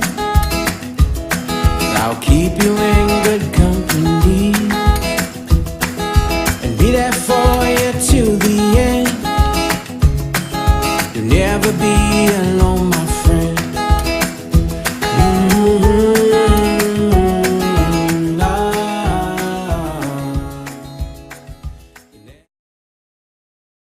Hi, this is Gary Ball for Crown Trophy of Lexington. Crown Trophy offers youth sports awards, corporate awards.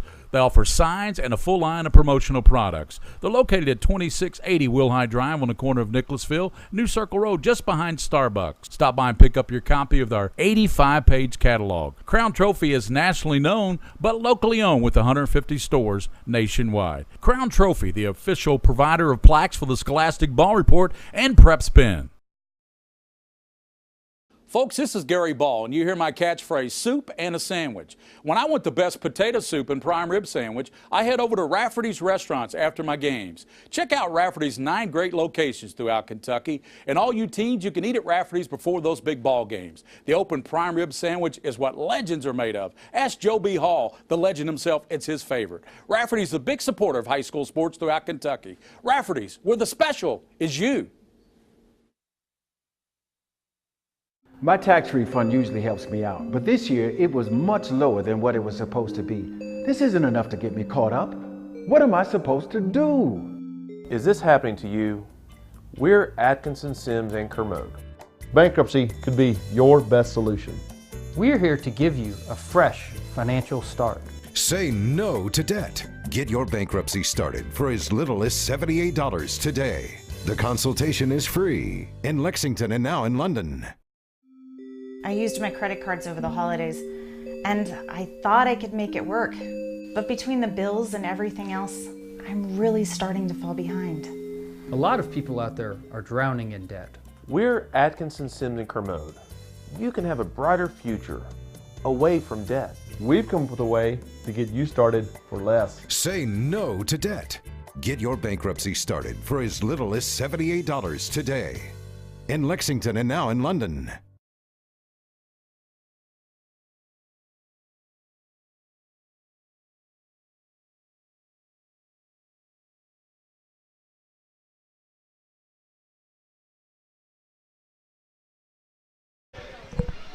Back here at Roy Walton Stadium on the campus of Tates Creek High School in Lexington, the Fayette County Kickoff Classic. It's halftime of game number 2, and somewhat of a surprise with the score on the board. Only 7 points on the board on the side of Lafayette, 7-0. The Generals lead Bryan Station here at halftime. Darren Douglas along with Coach Mike Meighan. And, Coach, we got a trivia question that we're going to clean up real quick for everybody. I think I worded it wrong when I wrote it down for you. Lafayette made the state championship game in back-to-back years in 2015 and 2016. What Fayette County public school is the last school to even make the state championship game? That's the question. Get you a $20 gift certificate from Ricardo's in downtown Versailles. Yeah, that's a good question too. But again, you need to think in terms of where the power has been and so on. I think you can figure that out. Figure that one out, and let's put it this way: every public school in Lexington has at one time or another enjoyed their success in the last 20 years or so. So that's the question, and we'll just tweet us at PrepSpin.com or at PrepSpin, and you'll get a hold of us, and we'll get the first correct answer. Right, and Gary Durbin, you're not allowed to answer this. Yeah, not you've won once, so you're done for a few weeks. Yeah. Okay, we're going to do our UFOs now, and just to review quickly, what UFO stands for is Unheralded Football Overachiever. And what I've started years ago is, when I was coaching for many, many years, I always remember there are those people involved in your program who do so much to help you. They do 110%, but they never get credit for what they do.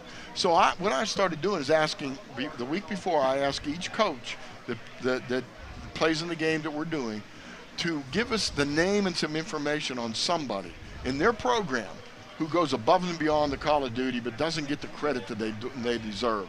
Now, this person could be anybody. It could be a player, an assistant coach.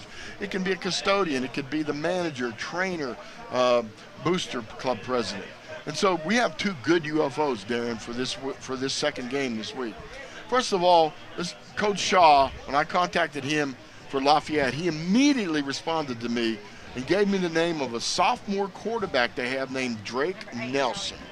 He said, look, Drake Nelson has done a tremendous job working on his craft. Here's a kid that has worked so hard to perfect his skills at quarterback he loves preparing. That's a key. And you know this from watching athletes. Mm-hmm. If a guy comes to practice and every day he works hard to get better, that's what you want to look for when you look at a young player when you're a coach. He has played different positions in the past. He originally I think has tried other things, but he's playing arguably the most difficult position on the field, which is quarterback. He's a leader on and off the field, and I'm going to quote that again from Coach Shaw. He is a leader on and off the field. He also he led Lafayette to a 41-7 win last week in a scrimmage against Woodford County. And so he feels like that this young man, Drake Nelson, is a future star here at Lafayette if he keeps working the way he is. Because here's a guy who does everything he can to improve himself day to day. So congratulations, our UFO from Lafayette, Drake Nelson, sophomore quarterback. Now let's go to Bryan Station. Coach Parks got me. I got a hold of Cisco Bryan, and Cisco, a friend of mine, and Coach Parks got together, I think, on this one. Boy, they hit this one right. I guarantee you, anybody out there will recognize this as an important person, especially if you coach. Mackenzie Fleming. She's taken over as the Booster Club president for this year. But in the past, she's helped out in many, many ways in many, many positions. But in past years, he's arranged food for the players and team, provided rides for players after practice. She basically gives her time helping wherever there's a need. She's a selfless person who genuinely loves Bryan Station High School. Again, let me say that. She genuinely loves the school. In order to really get somebody who's dedicated that helps out, they have to have an affinity for that place. They have to care about what goes on the field, off the field, and in the classroom. And Mackenzie Fleming seems to be that kind of person. Personally, I'd like to meet her. I tell you the truth, I would. I wish I could have got her up here for an interview, but maybe later on in the year we can get a hold of her if we do Bryan Station again and get her up here. She truly has been a big asset to the team. Coach Parks said, a vital member of the football program for the last few years. She is a team member. And I'm sure if she was here, she would say there were a lot of people helping her out. And maybe the next time we talk to her, we can get the names of those people who support her and support the defenders. Great program over there, been around for years. I coached back in the, well, I don't even want to tell you, back in the early 70s for 19 years. And I still have a love for that school that I'll always have. So congratulations to our UFO for Bryan Station High School, suggested by Coach Parks, Mackenzie Fleming. Now, Darren, what about these stats? You got anything to tell us? Well, I have one adjective, and it's ugly on both sides. All right. 5 turnovers combined between the two teams. 38 yards on 15 carries for Bryan Station, 71 on 18 carries for Lafayette, 137 yards total offense on 30 plays for the Generals. Defenders 27 plays for 99 yards, and again 5 turnovers. And I know both coaching staffs are not happy with their ball club turning the ball over. Each have Lafayette's thrown 2 interceptions. Bryan Station's thrown 1.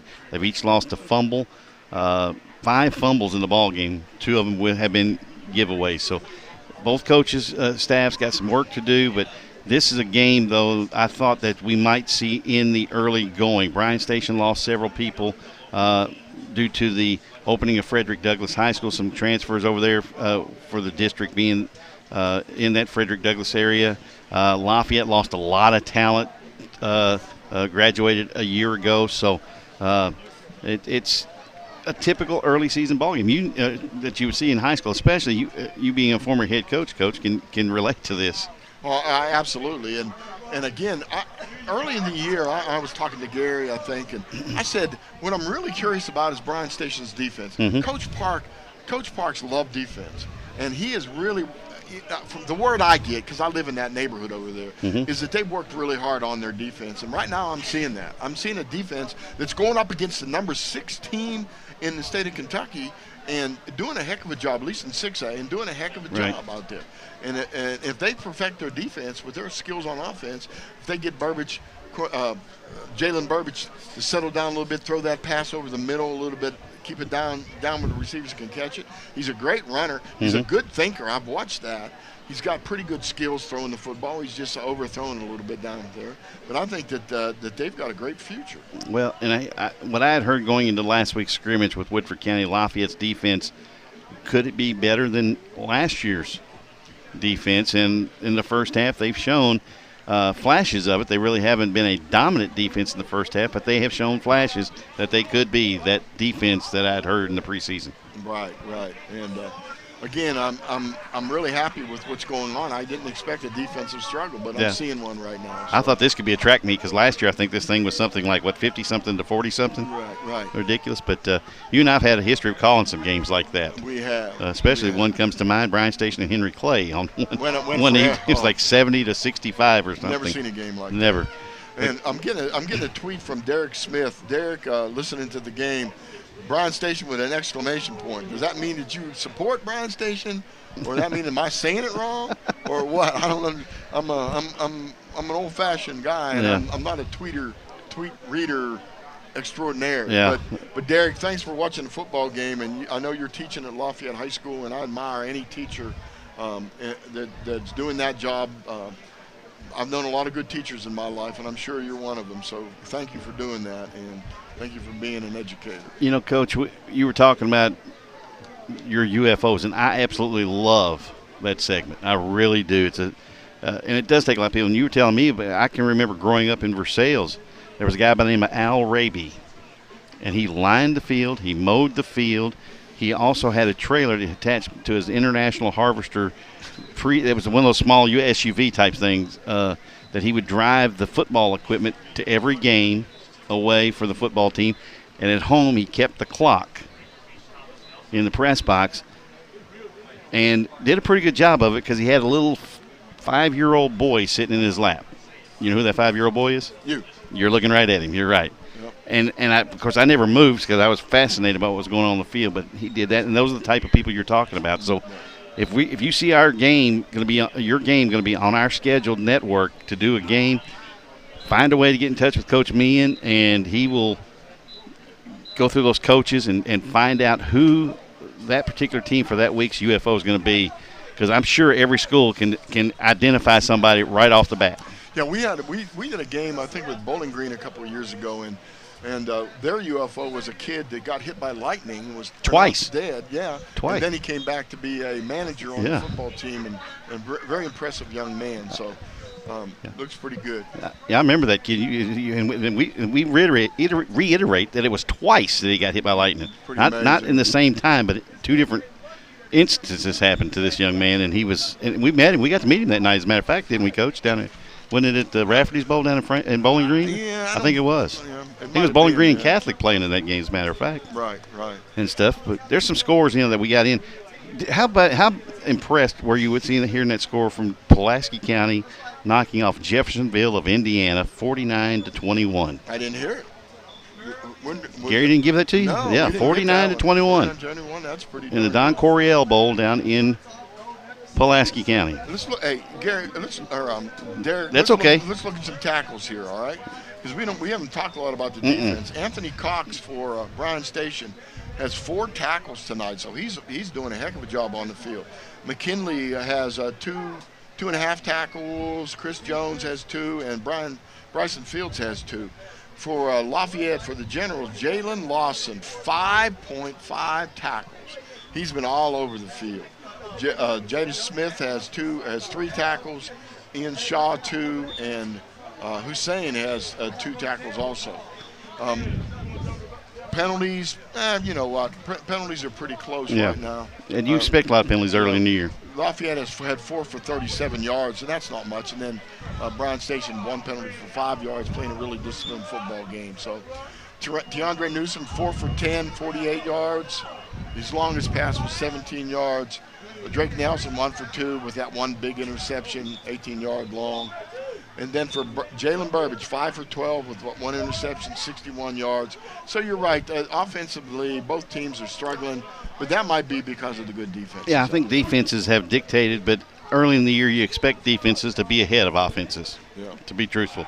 And especially in Lafayette's case, because they lost so many seniors on that side of the football. Right. And especially a 4-year starter quarterback, that's kind of a tough hole to fill. Right.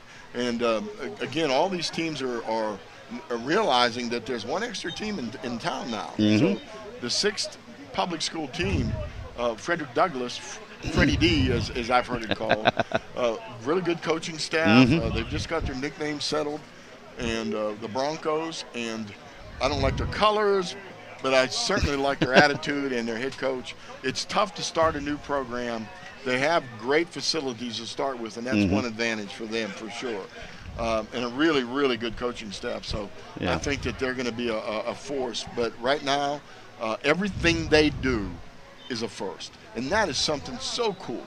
The one thing I did when we started the Dunbar program, we recorded the first of everything. Yeah. The first catch, the first touchdown, the first tackle, the first everything, the first award anybody got. First positive yard, too, should be recorded. We had that. Yep. We had everything. And I think if I have any suggestion to coach over there is to do that, to make those firsts and make those kids understand that they're setting history. Well, people will get to hear Frederick Douglass's first ever varsity football game tomorrow night when Mike Calvert and myself will be over in Danville for the Bob Allen Classic. The first game, Wayne County against Woodford County, and then the nightcap, Frederick Douglass against Danville. And, boy, what a way to open up your football program, huh? Playing Danville. With Danville. Danville's a historic program with tremendous skills and tremendous speed and so on. So, yeah, I think that might be a good battle. But don't be surprised if Frederick Douglass gives them a battle, because if I know that head coach at Frederick Douglass, like I think I do, Bryan Landis, his name is synonymous in Central Kentucky since he played 4 years at Georgetown College and was a 2-time All-American. Strong safety for the Tigers. Coached at UK. He also coached at Woodford County at one time. Oh, I didn't know that. Yes, sir, for a couple of years as the defensive back coach, and was the recruiting coordinator for Coach Bill Cronin at Georgetown. The guy can coach, so it'll be a good time. Gary Ball will be back in the second half here. Lafayette and Bryan Station, 7-0 Generals here at the half. Well, the potentate of play-by-play is just getting settled here in his chair as Darren Douglas leaves. Hey, Darren, thank you very much. You've done a super job helping us out today. Coach Ball was Gary Ball is just getting himself settled in here, and we'll go shoulder to shoulder here in just a second. We've had some pretty good UFOs and good statistics and good conversation out there on the outpost. Who are you politicking with? I was talking with Leanne and William Warfield. We were talking the state championships. Oh, okay. Yeah, good stuff. Kroger Field. Kroger Field this December, early December. Yep. Glad it's back in Lexington. Yeah. Well, Coach, station's already lined up. Lafayette's ready. We're just about set here for the second half, thanks to Coach. You had some great UFOs there, Coach. Yeah, we did, and we really enjoyed it. And actually, it was a really good halftime, but we're really looking forward to the second half of this game. Let's see if either team can get their offenses together, Gary. Here's the kick, and it's a short kick taken at the 15. And out, is that Morgan? Out to the 40, looks like Cameron. Let's see if that is Morgan.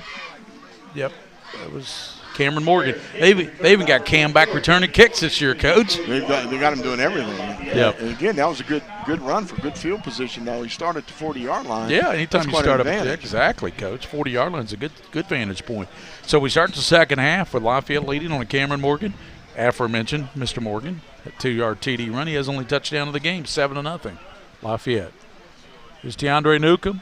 Gives it to Morgan, right side. He's got some room, 45, midfield. Morgan down into Bryan Station territory. Ran out of bounds on the far side of the field. Yep. Coming over there to get him, Coach, for the defenders was 21, Coach. Yeah, 21, Antoine Smith. So Smith on the stop. The junior defensive player. Can I give you some numbers on Mr. Morgan now? Yeah. 9 carries, 64 yards, and a touchdown. Pretty good, so but about again, 7 yards a carry. Bryan Station's settling in, making those plays when they need to. Let's see if Newcomb settles into the passing game. We're going to see it early on. Pass out to the near side, and it goes through the hands, and I believe that was intended receiver. 22. Yep. Jalen Cooper, the intended receiver. Right through his hands, slipped right through. It looked like that time. Bryan Station, a little change now. I'm watching them on defense. They ran a little loop stunt where the tackle, the defensive end comes down inside, the tackle loops outside. Right. So they're doing a few things like we talked about putting pressure on the quarterback. DeAndre Newcomb with Morgan to his left. Got to watch Guilfoyle here to give it inside to Cam Morgan. Cameron knocked backwards after about a yard pickup. Gets to the 49. Good defense there by Station. Stout defense by that D-line of Campbell, Christian Benton, Cox, and saw a little pushing and shoving going on in the secondary, and the official went over and said, hey, guys. And, I tell you who guys, else. you can't do that. You're right, Coach. You know who else helped out on that play was Michael Thomas. Well, he's wearing 50 tonight. I know there's been a couple of changes for Station. So 3rd down and 9 for Lafayette at the 49 of Bryan Station. 10:57 to go, 3rd quarter, with Lafayette leading 7-0. Gary Ball, Mike Meighan, William Warfield producing here on PrepSpin. Newcomb, little screen. Morgan's got the catch, breaks a tackle. Nice move, and then upended. Good hustle. And great hustle by the big fella there. That's big Christian Benton, number 300-pounder, 52. For a big fella, he really running down Cameron Morgan. He did. Ran him down from the outside and made a sure tackle. But that was a tremendous move on that first tackler, though, to get by. Bringing a new sub in, they brought a new wide receiver on the far side. They didn't get his number. Guilfoyle is a slot to the left. Morgan back there now. Motion by Newcomb. Wildcat to Morgan. Fumbles it. Cameron with 4th down has got to run to the right side. Morgan's got the 1st down. Down to the 37-yard line. Cameron Morgan out of the Wildcat. Good hustle, too. He really fumbled the football. He didn't have much of a chance there, but there was no edge on that right side of the offensive line. The defensive left side didn't set an edge, and when you don't set an edge, you got that kind of quickness. You just bounce outside. And Coach 11 carries 75 now for Morgan, a touchdown. You know, last year became really the featured back last half of that season for Lafayette in that big run to the state championship against Trinity. Yes, he did. In the playoffs, he did really well. 9:47. Andre Newcomb fakes now, tucks it back inside. Newcomb to the 30. Newcomb stiff arms a man, 25. Newcomb stutter steps and then run out of bounds at about the 18-yard line. Nice run there by DeAndre Newcomb, showing his Deshaun Watson imitation. Now, that time, the Bryan Station edge player did exactly what he was supposed to do, and that is keep outside, keep your outside shoulder free, force the quarterback inside him. But there was no help from the inside. There was no linebacker help scraping out there to make the tackle. Newcomb pickup of 18, 10 carries, 25 yards for DeAndre, 9.5 to go, 3rd. Lafayette threatening at the 18 of Station. Handoff goes now around the right side, run. and good running there by Lafayette's running back, 16. I believe that's going to be DeMarco. Yeah, Fishback. And again, what I'd like to see there, he made that maybe 4 or 5 yards on that play. The offensive line for Lafayette was down there with him. They actually made their blocks and they hustled down the field to try to get an extra one.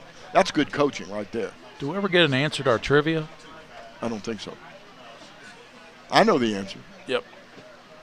Newcomb faked to Fishback, tucks it down to the 10. Tiandre upended, trying to leap down to the goal, but right about the 2 to be 1st and goal at the 2 for Lafayette. A nice run there by Tiandre Newcomb. Looks like he's settling in a little bit, Coach Meighan. Yeah, he is settling in.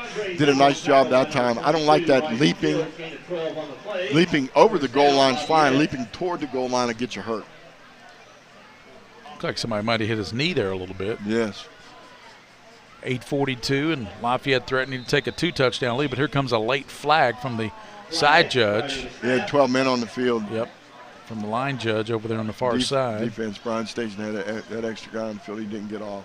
Illegal substitution, Bryan Station. So that'll give them half the distance. Instead of 1st and goal, it'll be at the 1 now. What do you do here? Give it to Cam Morgan? I would do that. Why not? Giving to 24 is always a good option. Or Shaw. And Shaw's going to get in for the touchdown. So Shaw gets his first touchdown of the season. Ian Shaw. He has money down near that goal line, the son of the head coach, Eric Shaw.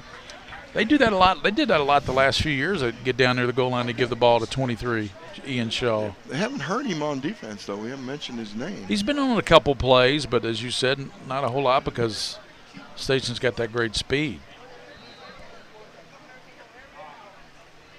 So Shaw with the 1-yard TD run, 13-0, and here's Sutton Averett with the extra points. Good. 8:24 in the 3rd, and it's Lexington Lafayette 14 And Bryan Station nothing. We'll return on the White Greer Maggard High School football game of the week. Also thanks to Mingy Beef Jerky. At White, Greer, and Maggard Orthodontics, we believe that greatness is in the details. Each decision we make is for the benefit of our patients and our community. This means using industry-leading technology to help you achieve your goals and uncover your perfect smile. Our precision and efficiency results in an experience that is both pleasurable and affordable. White, Greer, and Maggard Orthodontics, applying precision and elegance to your smile. I wanted to get back on the basketball court. I want to get back to the ref I used to be. I want to get back to gardening. I want to get back to playing with my band. Only one team is qualified to get patients back to living their lives. Bluegrass Orthopedics has physician experts to assist in your recovery, whether it's an injury or chronic condition. Bluegrass Orthopedics provides convenient, specialized, and comprehensive care for your unique life. At Lexington Diagnostic Center, we love athletes. We understand that when you are injured, the results of an MRI, CT scan, or X-ray can be the only thing keeping you off the field. And that's what we're here for. Same or next day appointments, front door parking, and our on-site radiologists make it easy for you to quickly get the results you and your doctor need. Call and compare prices. We can save you hundreds of dollars. We would love to help get you back in the game. At the Lexington Diagnostic Center.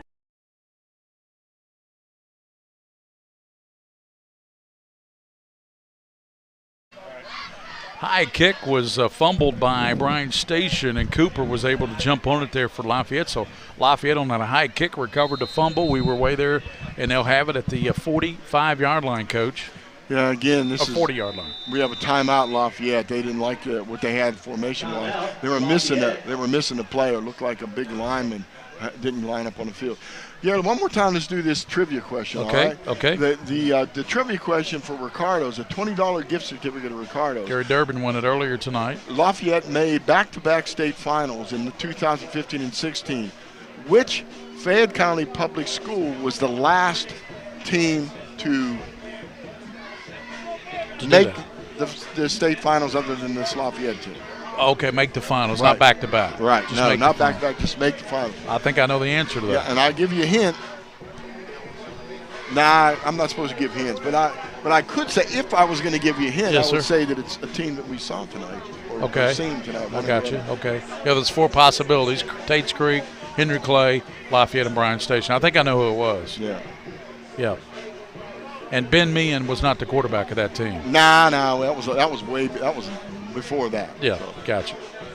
So on the fumble recovery by Lafayette, they'll take over at the 40 of Bryan Station. They lead 14-0. 8:22 here in the third. Earlier tonight, Tates Creek a winner over Henry Clay, 48-0. They looked impressive. Right, and what happened was we got the answer to that question, and I didn't know it was the answer to the question because I didn't understand the tweet. So I'll get Darren here in a minute. So Teandre Newcomb. Yeah. With the carry, takes it down to the 25. Carry by number 14, Teandre Newcomb, ran out of bounds by number 3, William Mitchell, gain of 15. So the answer to that. We got an Amber Alert in Georgetown. It's a blue Volkswagen Jetta. Darren. 2009 blue Volkswagen Jetta, the Amber Alert in Georgetown, Kentucky. The license plate is 226 RXF. Derek Smith says Bryan Station for the trivia question. So that's your Amber Alert. That pass was almost pulled in down there at the end zone at the goal line. A couple players shaking up. Lafayette players shaking up. And that's Fishback, I believe, or no, Daquan Edwards, who almost pulled it in. And the Station defenders, both of them are shaking up. Yeah, I think one of them's the Lafayette player has cramp. Yeah. He's a leg cramp. Derek Smith, you win the Ricardo's $20 gift certificate with your answer to the question. You know what? It was Bryan Station that made it to the state finals. Yep. The last time. I remember when they had the E-Train, Eric Shelton, they got to the state. That was it, yeah. 99. Right. Yep. I remember seeing the Herald Leader that year. The cover of it was Eric Shelton was standing on a railroad track. And they said, "Here comes the E-Train." Remember that? No, I don't remember that. I just remember coaching against him, and he was a brute. He was a brute. 240 pounds, wasn't he? Yeah, at least, yeah. And played at Louisville.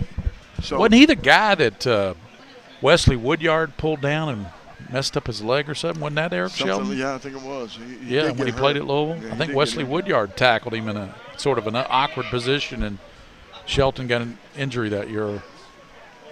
Right, so the answer to that trivia question was Bryan Station and Derek Smith. Looks like you, the winner, Lafayette High School. I'm sure that we'll get the information to you. Darren Douglas. So Ricardo's, $20 gift card to get you a nice juicy steak over there, or hamburger, whatever you want at Ricardo's. Well, we could have gone for a hamburger tonight. Yeah, you know what? I'm starting to worry about anybody who likes us. We're sitting in this press box. I'm sorry, guys. We're getting ready to start this play, but we're sitting in this press box. Everybody to our right's eating. Well, no, they went and got them themselves. Oh, is that right? Yeah, they went and got to the concession stand. I should have gotten down there, Coach. I was talking. We need we need to get William Morford to get some interns. Yeah, we do. Those interns are great, believe me. I've had a bunch of them on the Ball Report, which starts Labor Day weekend. Scholastic Ball Report, CWKYT. Back to football. Back to football, and here's Tiandre Newcomb rolling right, sets, throws toward the end zone, and incomplete. Corner of the end zone. Intended receiver. Yeah, we have Guilfoyle. a penalty too. A penalty on the play.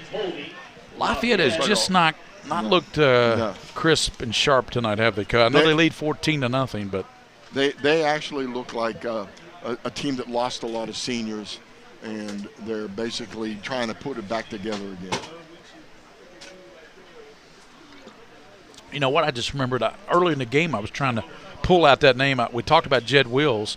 Alex Simpson was that other good offensive lineman, the big fella for Lafayette. Right. He got injured late in the year, remember? And Big Alex is, I believe, at UK now. How about that Brendan Lane kid, huh?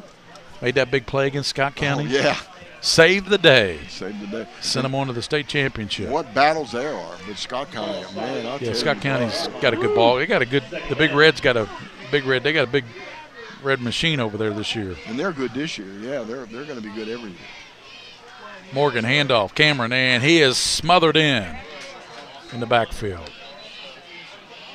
Big Benton, big 300-pound Christian Benton. Derek Smith won that, didn't he? We actually had two correct answers. Oh, okay. We'll just say we drew his name out of the hat. They get $10? $20. Both of them? No.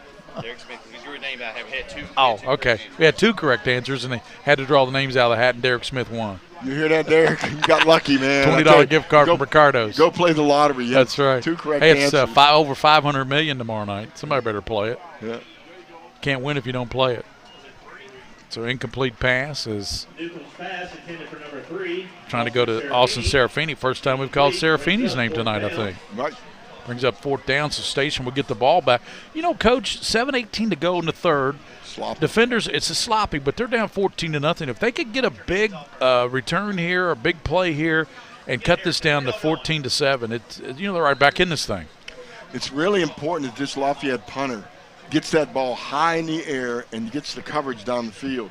If you can't do that, they've only got one person back, so you can kick toward the sideline and get that thing to bounce out of bounds. You do not want a big return here. Sutton Averett to punt. Averett now into it. Low kick, end over end. Bounces away, and again a Station player lets it roll back to the 7-yard line. Oh, my goodness gracious.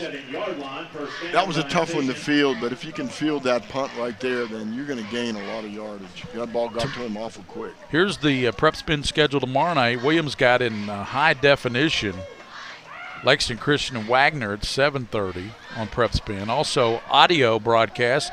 Darren Douglas, Matt Calvert have Woodford County, Wayne County at 5:30. Then they got Frederick Douglass, coach, against Danville at 8:30 tomorrow night. Well, I'll tell you what. Take a look at Lexington Christian with Dylan Wheatley, that running back. He's old-fashioned. He reminds you of Larry Zonka. And how about those two quarterbacks, Braxton Miller and Davis? Yeah, they alternate those quarterbacks, and they do a heck of a job. And they're a very, very fast-paced tempo offense. Don't blink. Burbage, low snap. Quick pass, and it's caught. Complete up to the 20-yard line to Fish, Dondre Fish. First down. Nice job, and I'm glad to see them taking a chance. They've got Burbage backed up there, and they trusted his arm to get the ball out there on that little that little curl pattern, get the first down, get out of the shadow of the goal line. Nice job, nice job. I'm sure Cornell, who's, by the way, the assistant head coach at Bryan Station now, that he really liked that. He liked seeing his son do that. First down, Bryan Station. Lafayette now owns time of possession 15:01 to 13:51. That was a pickup of 12 for Bryan Station. Burbage now 6 of 13 for 74 yards for the quarterback, 1 pick. Burbage rolls to the right. Burbage rolling, looking. It's going to tuck it and run out of bounds at the line of scrimmage. Nobody open. Really good coverage as usual by Lafayette defenders. I love the way they play defense, especially in the secondary. I'm not positive who their secondary coach is, but I'm really, really impressed with the way they're coaching. I tell you, he's really good back there, Coach. Brian Jackson's obviously got an interception tonight. Fishback, number 16. Yes. He can cover anybody. So can Cooper. And Lafayette, they're not playing tight defensive coverage either. They're playing 5 yards off the ball, playing zone, running with the receivers until they pass them on to someone else. Really impressive. Second down and 8 for Jalen Burbage. Burbage looking middle. And there's a flag down, pass incomplete to 35, penalty marker down in the vicinity of the offensive line. Yeah, it's probably holding. Looked like it was a holding penalty. Burbage's pass is incomplete. Flag on the play. That'll put him back in the hole again. Is it fourth? No, second down. Yeah, take the penalty. Put him back.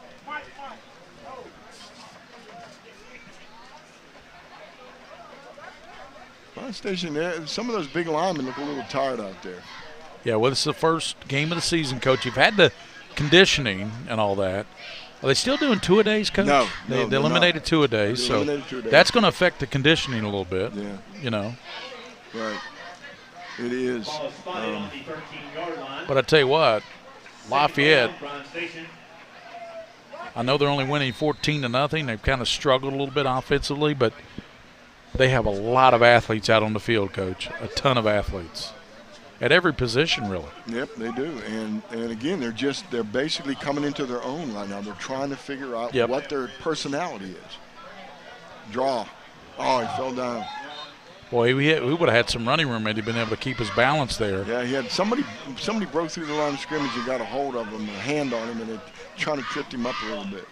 6 minutes now in the third period with Lafayette out of Lexington. Lafayette 14, Lexington Bryan Station nothing. With Coach Mike Meighan and William Warfield, our producer Gary Ball here. Join us next Friday for another big doubleheader. Ryle against Henry Clay, and then after that it'll be the Battle of Lexington Catholic, Covington Catholic. We did that game last year, Coach. That was a great ball game up at Covcath. They're very evenly matched last year. It was hot, though. It was really hot. It's 100 degrees in that press box at Wooten Field where there's Burbage in trouble. Burbage keeps it and runs up to the 21-yard line. Brings up 4th and long now for Bryan Station. Not sure what they're calling here.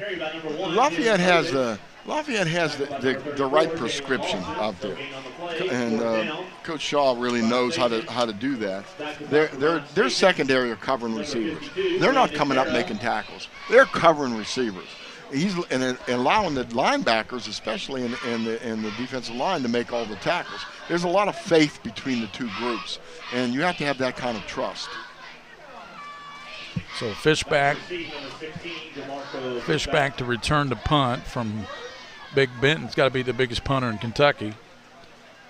Gets a good punt off, drives it away. Fishback loses it way back inside the 30, fumbles it again, and let's see, is he able to get back on it at the 21? He was able to get back on it at the 21-yard line, but man, that's going to be a very good punt there by Benton.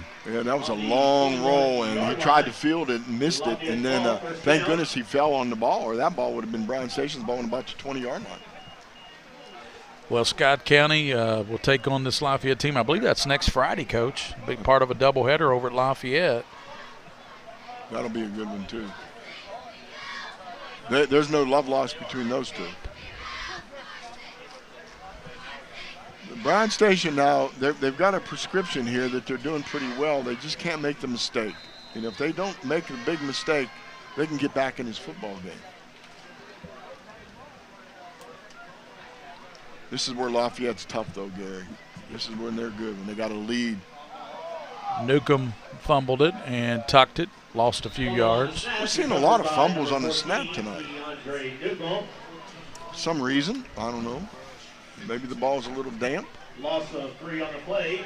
Tackled by number 52. Tates Creek won the first game tonight. They kicked off at 6, 48-0 over Henry Clay, who had a running clock in that one in pretty much the fourth quarter.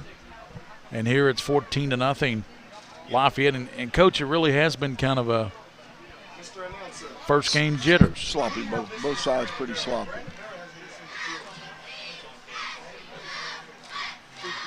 Tondre Newcomb.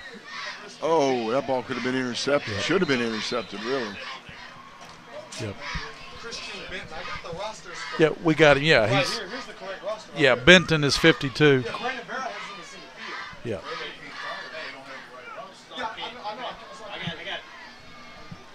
Yeah, tell him.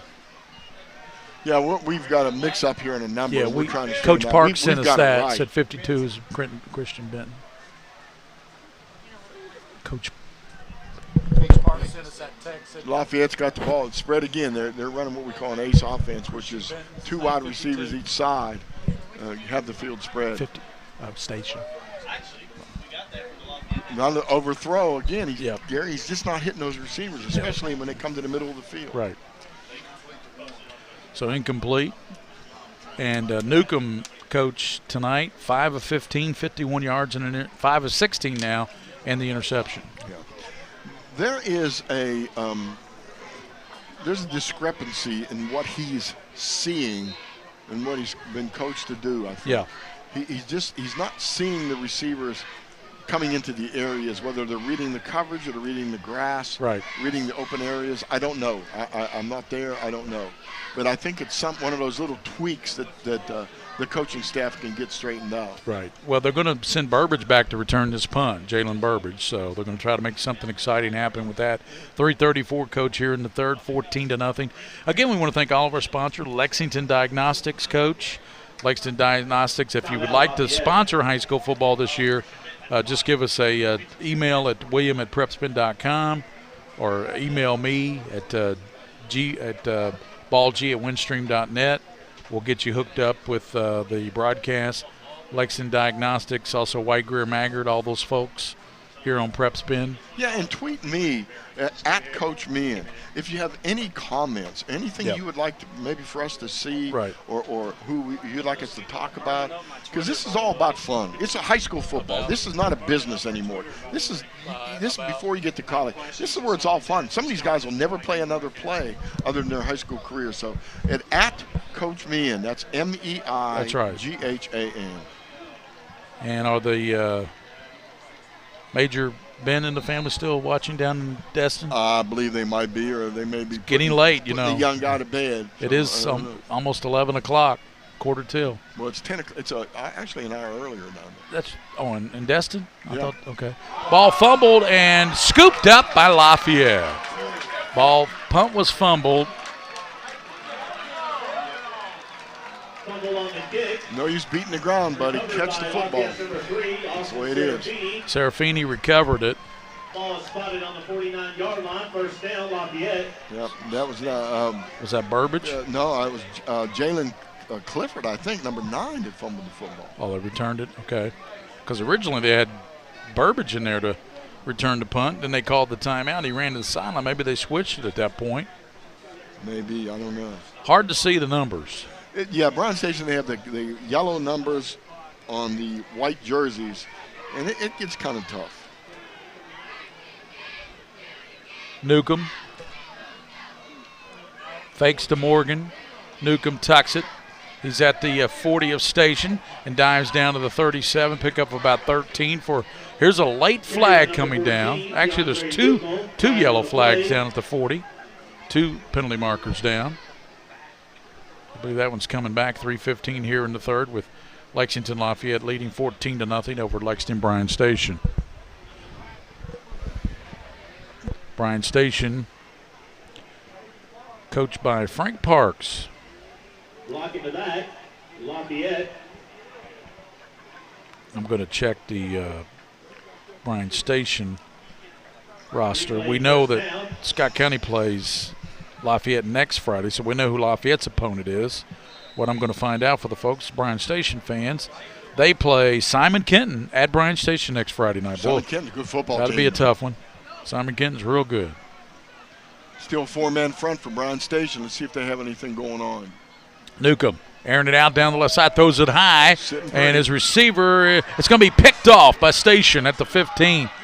Turn to the 20 with some speed up to the 45 midfield and takes it down to the Lafayette 47.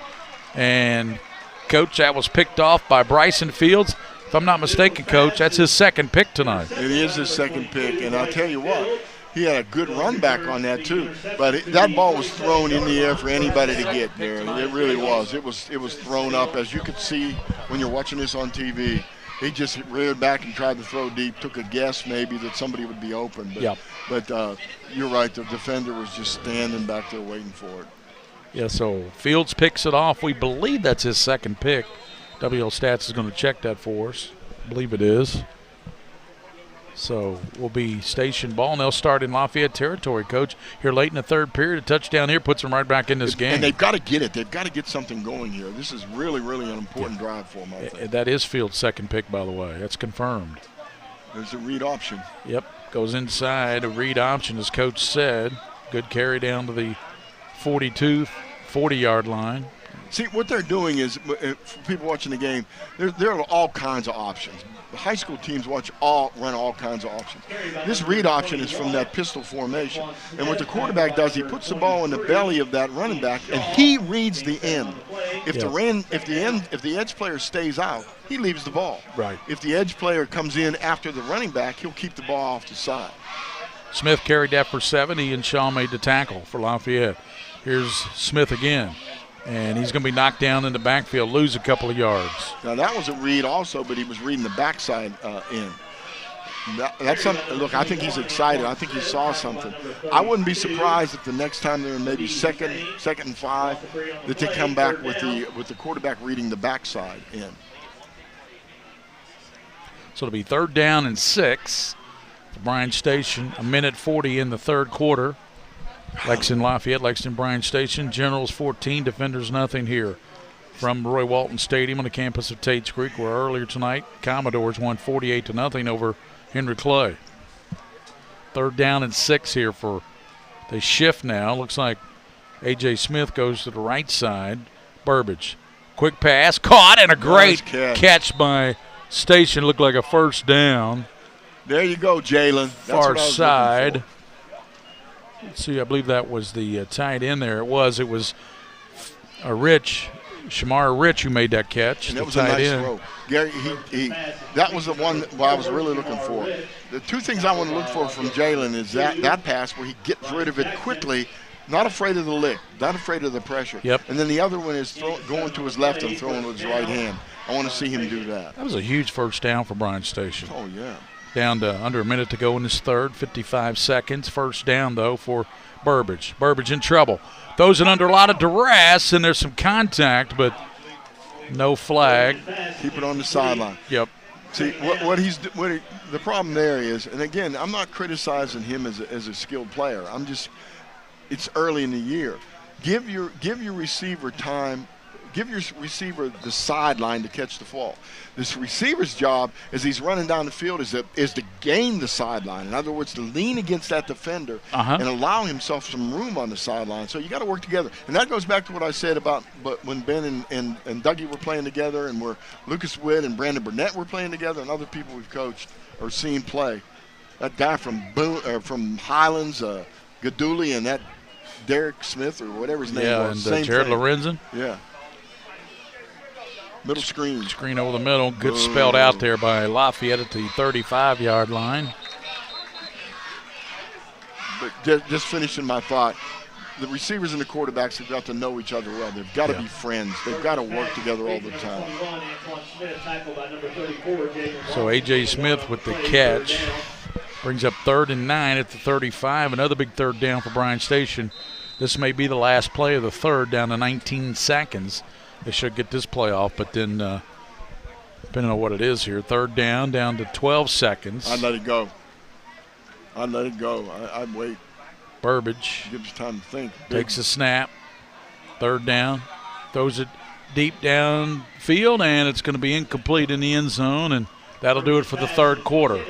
So come back. It'll be 4th down and 9 at the 35 for Bryan Station, and they trail 14-0 to Lafayette here. So Bryan Station and Lafayette, Lexington Lafayette 14. White Greer Maggard, our big sponsor this year, White Greer Maggard.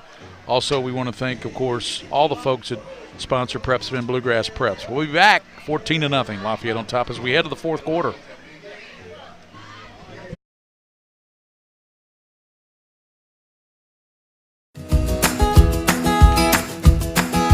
Take a little walk with me. I'll keep you in good company and be there for you till the end. You'll never be alone, my friend.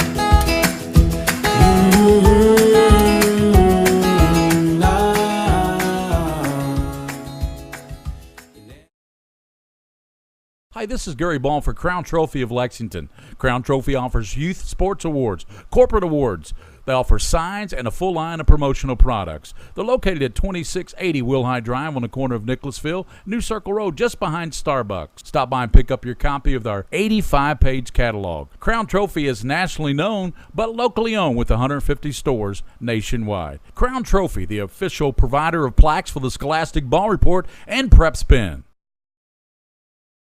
Folks, this is Gary Ball.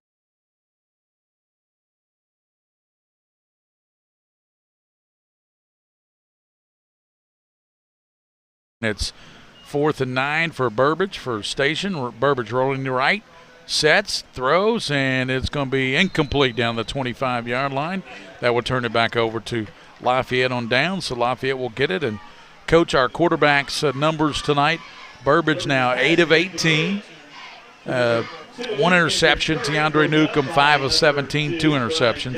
And Nelson, the other quarterback for Lafayette, 1 of 2, 1 interception. Yeah, very poor quarterback play tonight. Well, not just play, but just what they're trying to do. I don't know. Passing wise, yeah, I mean, you got all the quarterbacks combined are 14 for 37.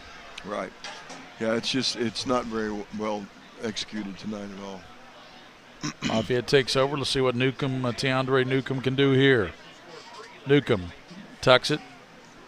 He's got some legs, 40.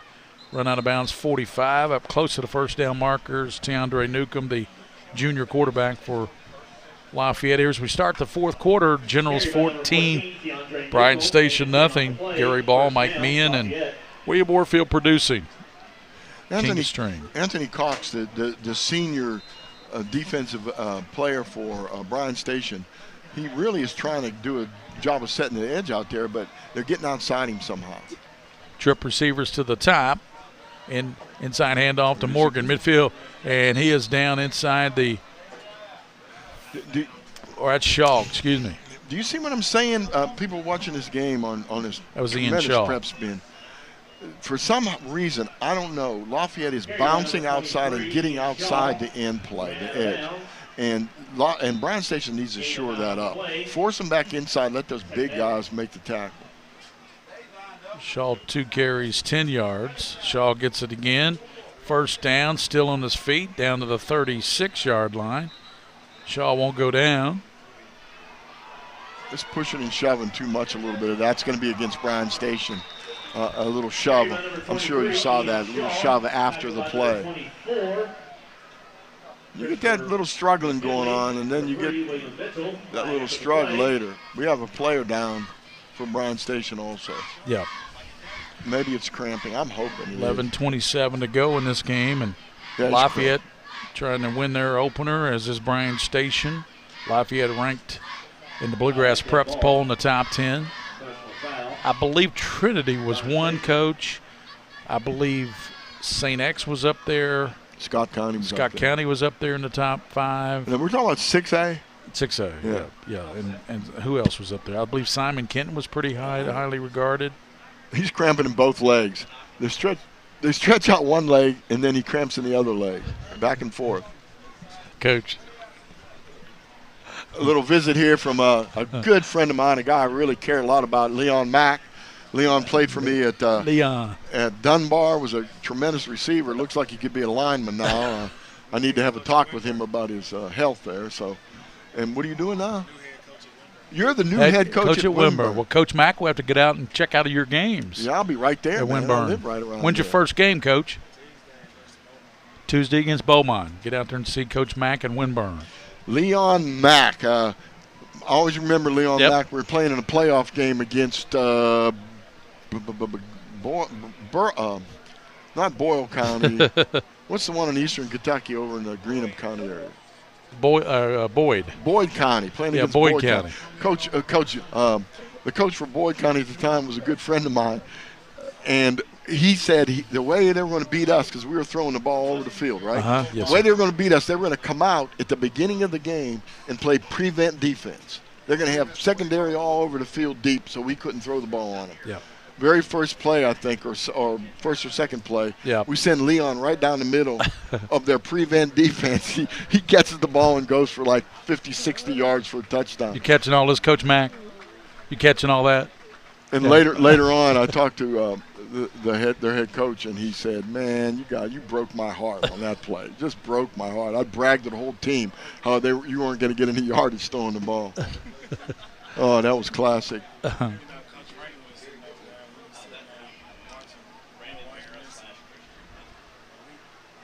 That was really yeah, you couldn't do it. So the penalty moves it back, moves it down to 22. We have Coach Mack out here trying to give us coaching things, and we're trying to watch his football game. So I'm gonna go over there and look at Wimburn here one of these days. Yes. So Newcomb out of the shotgun again, gives back inside half out. Serafini with the ball. Serafini takes it down to the 20. So Coach Mack at Wimburn. Coach, how's Edith J. Hayes looking this year? Edith J. Hayes. Well, they got a pretty good ball club this year. Yeah, I got to watch them play. Game is 4 on the play, second down. At Douglas. Yeah. Who'd they play?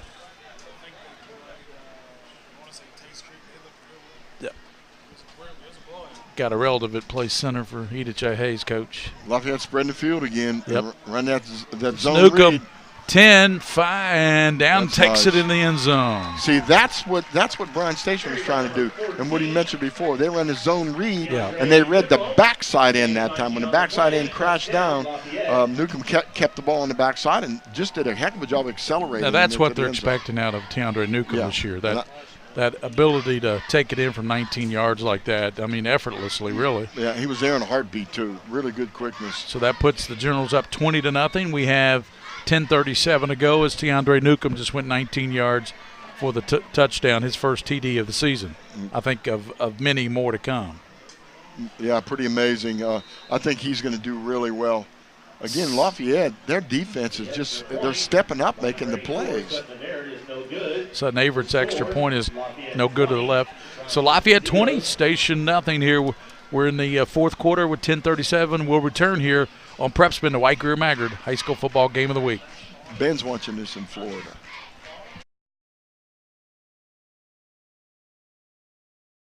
Folks, this is Gary Ball, and you hear my catchphrase, soup and a sandwich. When I want the best potato soup and prime rib sandwich, I head over to Rafferty's Restaurants after my games. Check out Rafferty's 9 great locations throughout Kentucky, and all you teens, you can eat at Rafferty's before those big ball games. The open prime rib sandwich is what legends are made of. Ask Joe B. Hall, the legend himself, it's his favorite. Rafferty's a big supporter of high school sports throughout Kentucky. Rafferty's, where the special is you. My tax refund usually helps me out, but this year it was much lower than what it was supposed to be. This isn't enough to get me caught up. What am I supposed to do? Is this happening to you? We're Atkinson, Sims, and Kermode. Bankruptcy could be your best solution. We're here to give you a fresh financial start. Say no to debt. Get your bankruptcy started for as little as $78 today. The consultation is free in Lexington and now in London. Back live here, Coach Leon Mack in front of us here talking with Coach Meighan and Teandre Newcomb. That was a good run there by the junior quarterback coach. Yeah, I like what they did there. That's what the Lafayette fans want to see out of him this year. Yeah, and he's going to be a dual threat if he gets his passes together. He'll be a real threat. The receivers got to, get open too. Yeah, they do. Station defenders have covered them pretty good here. Yeah, both teams covering well. Rolls back and scooped up there. And Rich, are they going to say a touchback? Yeah, they're going to call a touchback. Yeah, that's a question a lot of people ask. In high school, when the ball goes in the end zone on the kick, it's a touchback. Now, he caught the ball inside, but the officials is going to rule that the momentum of the ball itself took him into the end zone. Now, listen to this rushing by Teandre. I don't agree with it, but Teandre Newcomb, coach, 15 carries, 97 yards. And remember, he's got about 30 yards of sacks. So, pretty good ball game to take away the sacks for Newcomb. Pretty good. He just, like we said, if he get his passing together, he's going to be fine.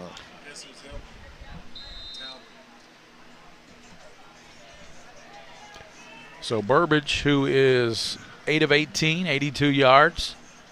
Out of that shotgun again. Burbage tucks it, fakes. Nice. He's got some room, 30, and nice run by Burbage. Pick up to the 33-yard line. Yeah, he did a good job that time with that. That quarterback draw is really the thing that's been working the best for him right now. Cooper made the stop. Now, what Lafayette's going to start doing is they're going to start getting some penetration and putting some pressure. He can come back with a screen pass pretty soon. Again, though, Lafayette's defense, their secondary is so good. Clock running, approaching 10:20 to go in this game. 20-0. Lafayette on top. Burbage gives around the right side to Smith. A.J. Smith. Pickup of about 2. Coach, from the Bryan Station standpoint, what do you see the defenders need to work on between game 1 and 2 when they will play Simon Kenton over at their place next Friday night? Well, I'll tell you, and again, I don't mean to be critical. I'm not out there. I'm not coaching, and I don't, I don't know what kind of players they have totally in the school, but I'm seeing a little weakness in their offensive line, and I think it might be conditioning. I don't know. It's tough to get guys in shape with 1-a-day practices, no 2-a-days, and it's been kind of cool if you think about it this summer. So it's kind of tough to do that, but it looks to me like the offensive line is a little tired. Burbage, and it's caught up at the 45, and first down to the 48-yard line. And what Jalen Burbage is doing that I'm really impressed with is quick release. And that's something that he didn't have, I don't think he had last year from what I remember. So he's really developed that, what we call grip and rip philosophy. Where you Fish with the catch. Get the ball, throw it quick and throw it fast, and hit the money. Throw it on the mark. I bet when we look at the final stats, Lawson's going to be in on a lot of plays for Lafayette's defense now. He just made another play there, Coach. Right. I think. On the catch by Fish. Yeah. First down, 9.5 to play. Bryan Station on the march. Burbage rolling left. Cuts back inside, flushed out. Rolls right side. Burbage, and he's going to be run out of bounds. Gets into Lafayette territory to the 48-yard line. Again, I wanted to see him throw rolling left, but it's very difficult to have open receivers against this Lafayette defense. You almost have to bring people from the backside across, try to get underneath the linebackers maybe if you can. Coach Burbage, 9 of 19, 93 yards passing tonight for Burbage. He'll get over 100, I think, in this game. But 15 carries, 58 yards for the quarterback for Bryan Station. He's their leading rusher. Fish just became their leading receiver with that last catch, 3 catches, 39 yards. Yeah, I think he's going to do a lot more this year. Morgan, Fish. 3 catches, 26 for Lafayette. Guilfoyle, 2 catches, 35 for Lafayette. They changed the play on the line of scrimmage. Burbage, quick pass and incomplete. Yeah, I think the slot. Did you notice watching the game, before the play was run, the slot back lined up on the wrong side. He came back on this side. Then they changed the play. I don't think he was ready for that football. I think he didn't think he was the target of that pass. Right. So a lot of times early in the season like that, you get a little communication problem, and that might be what we've seen there. But Bryan Station, they fumbled 4 times. They've lost 3 of them, Coach. Yeah, that'll hurt you. 4 fumbles for Lafayette, but they only lost 1 of them. So Yeah, it was a false start. Flag prior to the snap. A lot of movement going on before the ball. False start. See Leon. See Leon. See buddy. Leon Mack, the coach at Wimber, head coach at Wimber now. He learned from the best, Coach Meighan. Let me tell you something. He's a very thoughtful person. He knows football. When he was playing, he would come over to the house and draw out plays, and just to see how I beat this one, beat this defense. Tonight in local football, Franklin County 24, Western Hills 20. That carry goes bad. Very little. How about that one? But listen to this, Scott County 56, North Bullitt 19. Yeah, well, I don't think North Bullitt's that strong this year anyway, from what I've heard. Western Hills, two of the coaches over there, two of the co-offensive coordinators, I guess you could call them, Aaron Hall and Bill Akers, played for me at Dunbar in 1990. Don't they have that good running back, Rondell Robinson? Got a tremendous running back. Yeah. Rondell is going to be superb. Yeah. I wish we could get to see them this year because I'd love to see that kid play. I think he's already been offered by UK. Yes. 4th down. Burbage back to pass. Looking, throws left, and incomplete, nearly picked off. Come back. Nearly picked off. The receiver's got to come back to the ball on that. Burbage's pass intended for number 4, Shamar Ritt. When I talked, early, I think it was yesterday, when I talked to, let's see who, Antoine Sims, the head coach at Tates Creek. He said, I don't think you need to go outside of Lexington to see good football anymore. I think there's good football in Lexington. And I think he's right. I think he's right, and I think it's going to get better and better. And don't forget Lexington Christian and Lexington Catholic. Yeah, both those teams are highly ranked in the Bluegrass Preps poll. I believe LCA was number 3 in the Bluegrass Preps poll. Yeah. And AA, and I believe Catholic is in the top 10 in 3A in the Bluegrass Preps poll. Lafayette in the top 10.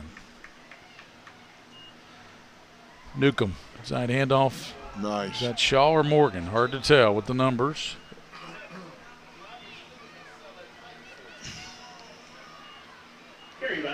That's Morgan. So Cameron Morgan, the ball carrier. Yeah, he keeps his shoulders down too. He runs real hard. Morgan's got 13 carries, 81 yards for Lafayette. 2nd down. Pickup of 7 there. Newcomb. Quick pass, Guilfoyle. Out in the flats. Guilfoyle, 35.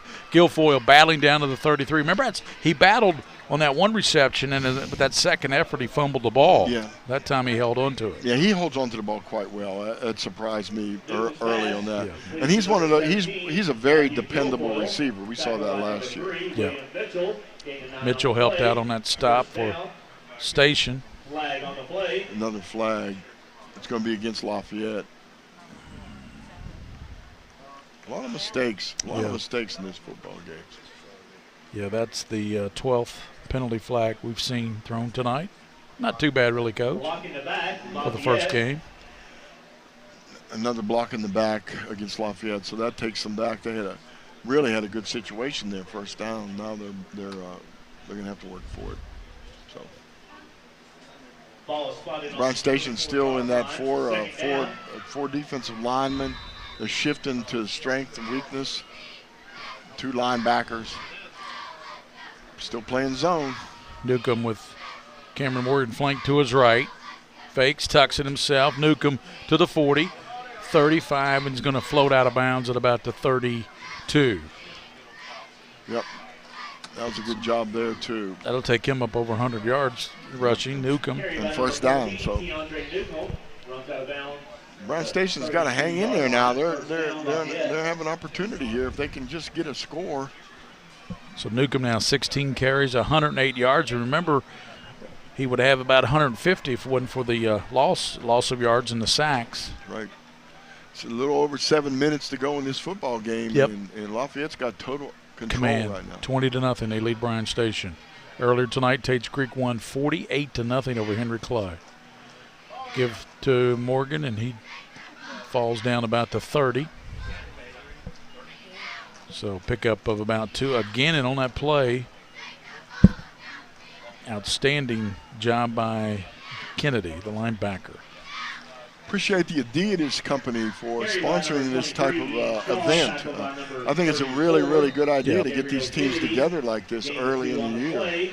It's actually Boy, it lets you know what you have, doesn't it? Does. Woo. That was Shaw, by the way. They're mixing up now between Cameron Morgan and Ian Shaw.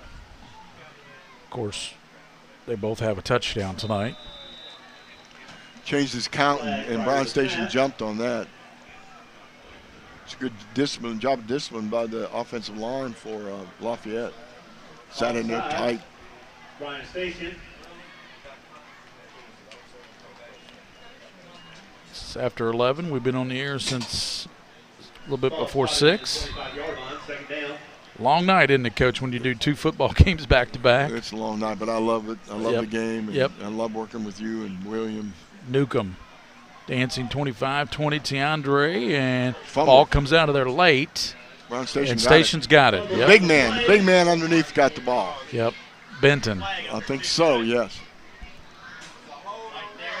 So big 52 Benton. Big 52. Christian Benton. Way to go, Mr. Benton. Way to get on the ball. Holding on Lafayette. So Station will get it on the fumble recovery.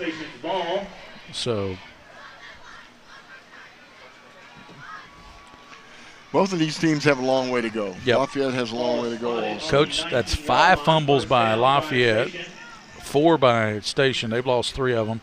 Lafayette's lost 2 fumbles, and you've got a total of 4 interceptions in the game. That's more turnovers than McGee's Bakery. It really is. Speaking of turnovers, that'd be pretty good right now with a cup of coffee. Yeah, you're right, Coach. You know, what's that? Not Dunkin' Donuts, but Krispy Kreme's open, isn't it? No. I'm not big on Krispy Kreme. Yeah, I like at North Lime Donuts. That's what I like. I like Spalding's. They're good, too. Those are good glaze. And McGee's, like the chocolate there. Here's Burbage, and run out of bounds on the far side of the field. Burbage has been busy tonight. And he's looking for receivers downfield, but honestly, they're all covered. They are all covered. His best success tonight has been the quick release pass. Throwing the ball right away. But the longer he rolls out, the longer he runs around, you would think the receivers would get open, but Lafayette is covering him like a blanket. I like the Generals' defense. I really do. I know one thing that both teams will harp on this week in practice: ball security. Ball security. We've had 9 fumbles in this game. Yeah. And you know what? It's tough to coach that. It really is. You're almost better off not mentioning it if it's just the first game. 20-0 here. Lafayette. Bryan Station has it. 2nd and 13 here late in the ball game. Burbage is going to tuck it. Burbage, 25, and trying to get up to the first down marker, but it's going to be shoved out of bounds just shy of it. It'll be close. It'll be 3rd and short, so, Not a good mark by the official on that far side. I thought he got up to about the 27. Really? So did Burbage. Burbage is looking down at that mark. But anyway, Jalen, a junior. And, Coach, he does have some weapons. He does have some receivers. Good back in A.J. Smith and Chris Jones. He's a nice size kid. He's 6 foot tall and kind of light, 165, 170 pounds. But he's got some skills. He's just going to develop them as the year goes on. So 3rd and 3. Need to get up to the 30. Burbage back in the pocket. Steps up. Burbage dancing and lunges up to about the 29. He's going to be about a yard shy of the first down. Keeps that clock running. 5:55 to play. And Lexington Lafayette 20-0 leading Bryan Station here earlier tonight. Lexington Tates Creek Commodores 48. Henry Clay nothing. You got a measurement on this play, and even if it's short, it's going to be a foot, and obviously they need to go for it here. They really can't afford to punt the ball away and give Lafayette a chance to grind and run the clock out on them. So it'd be interesting to see what play they'll run. Their best play has been the quarterback draw. That time they ran a quarterback. It looked like a draw, but it wasn't. He dropped back the pass. Nobody was open. The pressure hit him, so he just took off up the middle. So, Garrett County beat Powell 38-0. Lincoln beat Clay County 42-6. Jackson County beat Berea 38-0. Monroe County over Trick, 37-19. Walton Verona over East Jessamine, over the Visit Nick Bowl. Coach, 43-20. Bearcats win that one. Walton Verona, Kentucky Country Day over Atherton, 49-21. How about Bell County? Dudley Hilton back, 42-21 over Middlesboro. Paris over Bethlehem, 27-7. Sheldon Clark over Betsy Lane, 26-24. That was a good one. Butler over Bullitt East, 53-0. Some more scores. We'll give you some more scores when we get off the air tonight as they start to come in on the KHSAA scoreboard. Gary Ball, Mike Meighan, 4th and inches. William Warfield producing here on PrepSpin. 5:46 to play and 20-0 Lafayette on top of Bryan Station. That was it. That was good. They've been in shotgun the entire game, and on this play on 4th and very short, the quarterback walked up under center and took the snap. Is there a penalty on the play? I think so. Oh, jeez. Highlands beat Cooper tonight 42-22. Covington Catholic beat Ryle 49-17. What was the Highlands score? They beat Cooper 42-22. Cov Catholic, big win over Ryle. DeSales, a big win over Ballard. DeSales is for real. Central over Manual, 7-0. Eastern over Iroquois, 50-13. Edmondson County over Caverna, 54-6. Paintsville over Estill County, 41-14. Oh, a lot of scores rolling in now. E-Town over Franklin Simpson, 55-23. Anderson County beat Clark County, 27-14. Greena beat Lewis, 62-10. There you go. Pass caught, and he's got the first down, it looks like. Yep. Mark goes just beyond the 30. That's where they needed to get to. First down for Station. Jalen kind of hitched that pass because the receiver was coming back. He wanted to give him an opportunity to break away from the defender and threw a nice pass there. So they're doing some things right. They really are. They're just not quite there. Yep. Simon Kenton beat Meade County 47-13. That's who Bryan Station will play next Friday.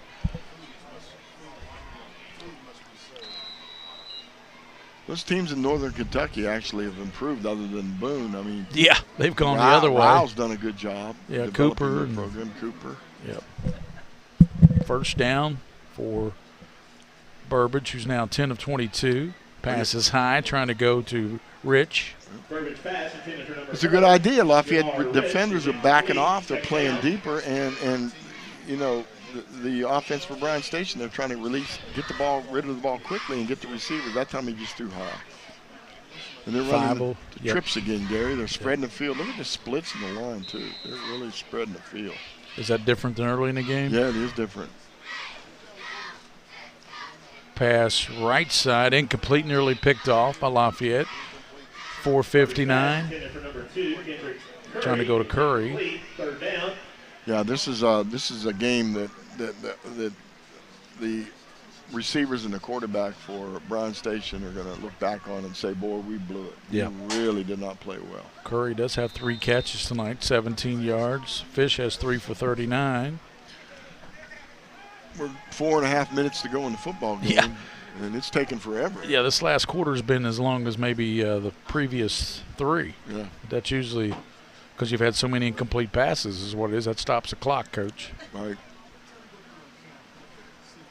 Trips again, they're way on the wide side of the field now. Combined quarterbacks, we've had 26 incomplete passes in this game. There's Burbage, 35, and it'll be 4th and 5 from the 35. Jalen needs to break goes to the outside instead of taking those licks. You run up on a defensive a defender like that, a linebacker or a big safety coming up to hit you. Get away from that. Take a break to the outside. Don't try to run those guys over. Tomorrow night on PrepSpin in high def, Lexington Christian will take on Louisville Wagner at 7:30. Woodford County will take on Wayne County. That's on audio only, no video, with Matt Calvert, Darren Douglas, and then also have the Douglas game as they take on Danville. Coach and I that's Burbage, tucks it, and he will not get the first down, turn it over and downs to Lafayette. Coach and our next broadcast will be next Friday night over at Lexington Catholic, the Bluegrass Bowl. I'm looking forward to that, too. We always have a good time over there. They feed us well. They treat us well, yeah, they do. But also, we like the coaches. Coaches are really good people, and it'll be a. They act like they want us there, don't they? Yeah, they act like they want. They want their program publicized. Yeah. We've had trouble with one Central Kentucky area coach who really has tremendous football and great coaches, a great coaching, but he feels like that if you broadcast live, you hurt his gate. Whereas most of these coaches feel like, well, you can broadcast live because you're going to give us positive publicity. Mm-hmm. Well, I've been doing this for over 30 years, and I think any kind of promotions, publicity you give high school kids is good because really nobody, most people just don't care about high school. That's just the facts of life. Yeah, and I'm very disappointed, and I'm going to say it. I am going to say it. About coverage is what I mean. Yeah, and I don't think this will get me in trouble, but I'm going to say it anyway. I'm very disappointed in Lexington radio stations because other than 1300, other than ESPN radio, nobody covers high school sports like we used to on WVLK. Absolutely. They dropped all their sports over there. What do you do on Friday night, Yeah, you listen to some boring show out of who cares where. That's what you do. Here's Newcomb, 30 and 25, 22-yard line. He's got the first down. Tiandre Newcomb, boy, he has had a terrific game on the ground, Coach. 17 carries, 114 prior to that, and that's with all the yards he's lost as quarterback from sacks and et cetera. Yeah, now he's been a weapon for them. And don't you think that as the game went on, he's kind of settled down and started to do things a lot better than early in the game? Right. I really like what I'm seeing. Again, though, they have got receivers that as the year progresses, they're going to be a lot more valuable to him. He's just got to get Let's the ball update you on Newcomb. 18 carries, 127 yards and a touchdown rushing for the quarterback for Lafayette. Gives to Serafini. Serafini, very little gain there. Yeah, they're trying to pull the ball out of his hands. That's why they're standing up there. You got to hold on to that ball, boy. You better have a heck of a grip when you get late in the game. Yeah, we've already seen 9 fumbles in this game. Even though the teams have only lost 5 of those 9, they've still fumbled the ball 9 times. Yep, that'll hurt you. It'll be fun to watch these teams progress. I hope we get to see them again. Well, Lafayette plays Scott County next. That's a late one over at Lafayette. It's a doubleheader over there, right, Coach? Yeah, doubleheader. And then Bryan Station will play Simon Kenton, who was a big winner tonight over a good Ryle team. Ryle will come to Lexington and take on Henry Clay next Friday in the Bluegrass Bowl. Then Lexington Catholic will battle Covington Catholic. Looking forward to seeing that team. Yeah. Newcomb, 15. And slides down to stay in bounds at the 14-yard line. Smart, good thinking, well coached. Stay in bounds, get the clock running. Yeah, you got a 20-0 lead with 2 minutes to go. You might as well stay in bound, right, Coach? Yeah, did a little slide. That was excellent. Good job. Those are the little details that kids learn in high school that they're coached to do that make a whole lot of sense. It really helps the kid learn what the game of football is about. Minute 45 to play, and Newcomb with 3rd and about a yard at the 15. Gives inside, and first down to the 10. I believe that was Shaw. Nope, that's another new running back for the Generals coach. First time we've seen Deshaun Taylor tonight. That's his first carry. Deshaun Taylor, what year? Got to keep track of these young guys.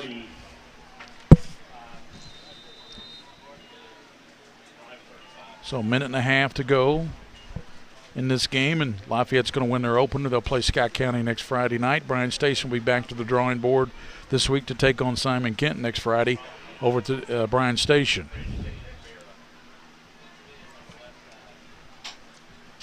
Newcomb letting that clock run down. Don't blame him. Inside handoff again. Walked in. And that's going to be Taylor. Touchdown, Deshaun Taylor. Well, I'll tell you what, I'm surprised at the 2 blowouts today. I really am. I would have never expected that. I actually thought this game would be a lot closer than it is. I thought Station would put some points up, didn't you, Coach? Yeah, I really did. And I'm seeing a struggling offensive line. I'm seeing a team that looks like they're a little tired. Yep. Lafayette very experienced at big games, have been played in big games the last 2 years. Much more settled football team right now, although they've made a lot of mistakes. They're nowhere near their skill. Yeah, exactly. And Newcomb's only going to get better passing the football. Right. He's done a great job on the ground. Going for 2 points, and they completed 2-point conversion. Nah, you know what? That's really nice. That's Shaw. Really good. It really is. Shaw. Don't you think you would save the trick like that? Save that trick until you really need it later? So 28-0. Unless you have a bunch Serafini threw it to Shaw. 28-0. Lafayette over Bryan Station. Yep. So I tried a trick play once. Yes, sir. Transcontinental flip-flop pass. Guess what? Didn't work. Didn't work. Too many words. Transcontinental went, yeah, exactly. Went back to the drawing board, didn't it? Yeah, went back to the drawing board. So 28-0 here. So both games have been so far shutouts. Tates Creek shutout Henry Clay 48-0, and Lafayette is shutting out Bryan Station 28-0. Yeah, the only thing Bryan Station can do to get some pride here is maybe get a good run back. They've had opportunities, no doubt about it. If the ball doesn't go in the end zone. Yeah, they've had some opportunities, but the Lafayette's defense is really shutting down a lot of what they think they can do best. So Lafayette's Sutton Averett set to kick off to Bryan Station. Averett's kick, bounce, scoop at the 15, turn to the 20, and 25-yard line. Somebody locked their helmet knocked off again. Kickoff is returned by number 1, Jalen Burbage. Burbage on the return, shaking up a little bit. First down, Bryan Station. Burbage getting up gimpy, coach. Right leg.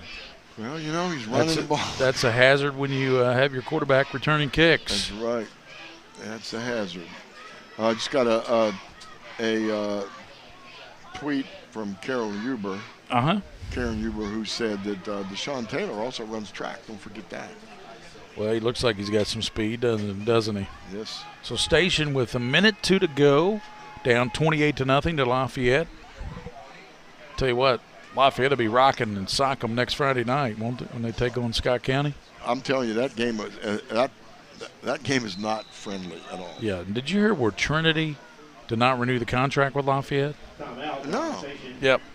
Well, Trinity would not renew the contract. Well, you saw what happened at the end of the game last year. Yep. One of the senior players from Lafayette walked over and knocked the hat off of the official. Of course, that would be a suspension, but he's a senior, so there's no suspension there. But those kind of hard feelings, they last a while, and that's a shame because. But what I know about Coach Shaw, he's a really disciplined guy, and he runs a good program. Yeah. So I don't know what went on. Somebody just lost their cool, as they say. Yeah. And we know how disciplined Bob Beatty is at Trinity. Yeah. Gary and I, we did a game down there at Trinity. And Playoff game. We got there early enough we could go back and see their facilities. Yeah, he's very gracious, actually. Yeah. And I thought that was a college facility. Small college. Oh. Yeah, it's a beautiful facility there. And St. X has a nice stadium now, too. They built several years ago. Yeah, we went back to Beatty's office, and to get to his office, we had to walk through a room where about 20 assistant coaches each had their own computer station, and we're breaking down films.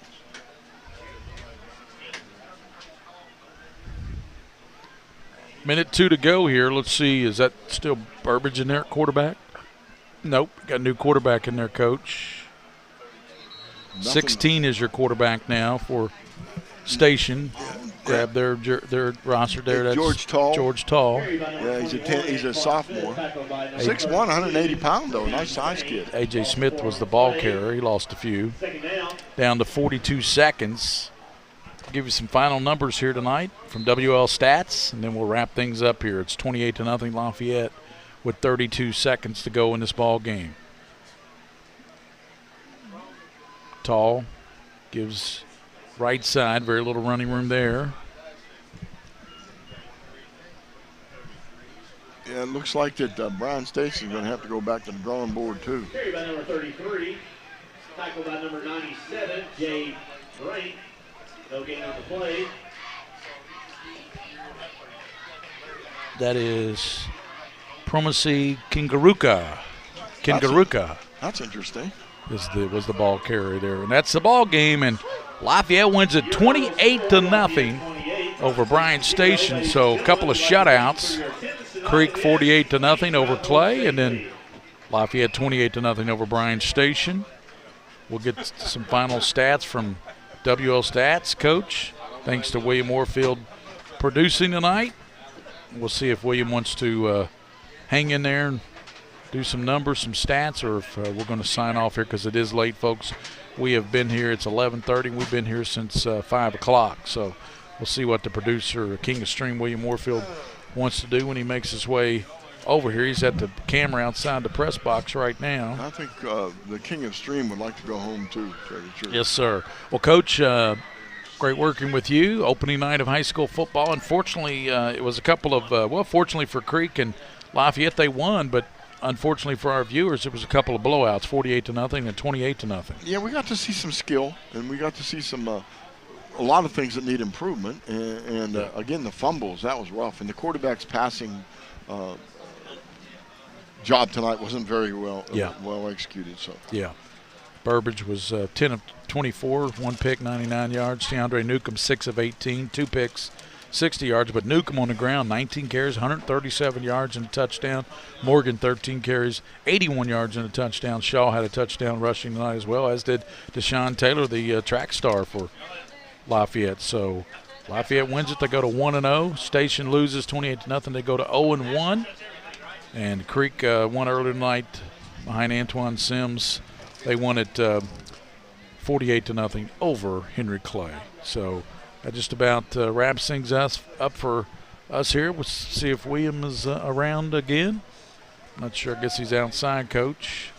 Well, we're looking forward to next week. I think next Friday we'll see another. We'll see some pretty good football. And as the year goes on, Gary, I mean, as these teams progress and get better and better, we see some pretty good things here. So. Yeah, we're going to go ahead and sign off, Coach. 48-0. Creek wins early over Henry Clay. Lafayette wins 28-0 over Bryan Station. For William Warfield, the King of Stream, Mike Meighan, simply the best analyst in the biz. Gary Ball from Roy Walton Stadium. We'll be back with you next Friday night. It'll be the Bluegrass Bowl from Lexington Catholic, Ryle and Henry Clay at 6:15, and then after that it'll be Lex Cath, Cub Cath. For Mike Meighan, for William Warfield, Gary Ball, so long from Roy Walton Stadium.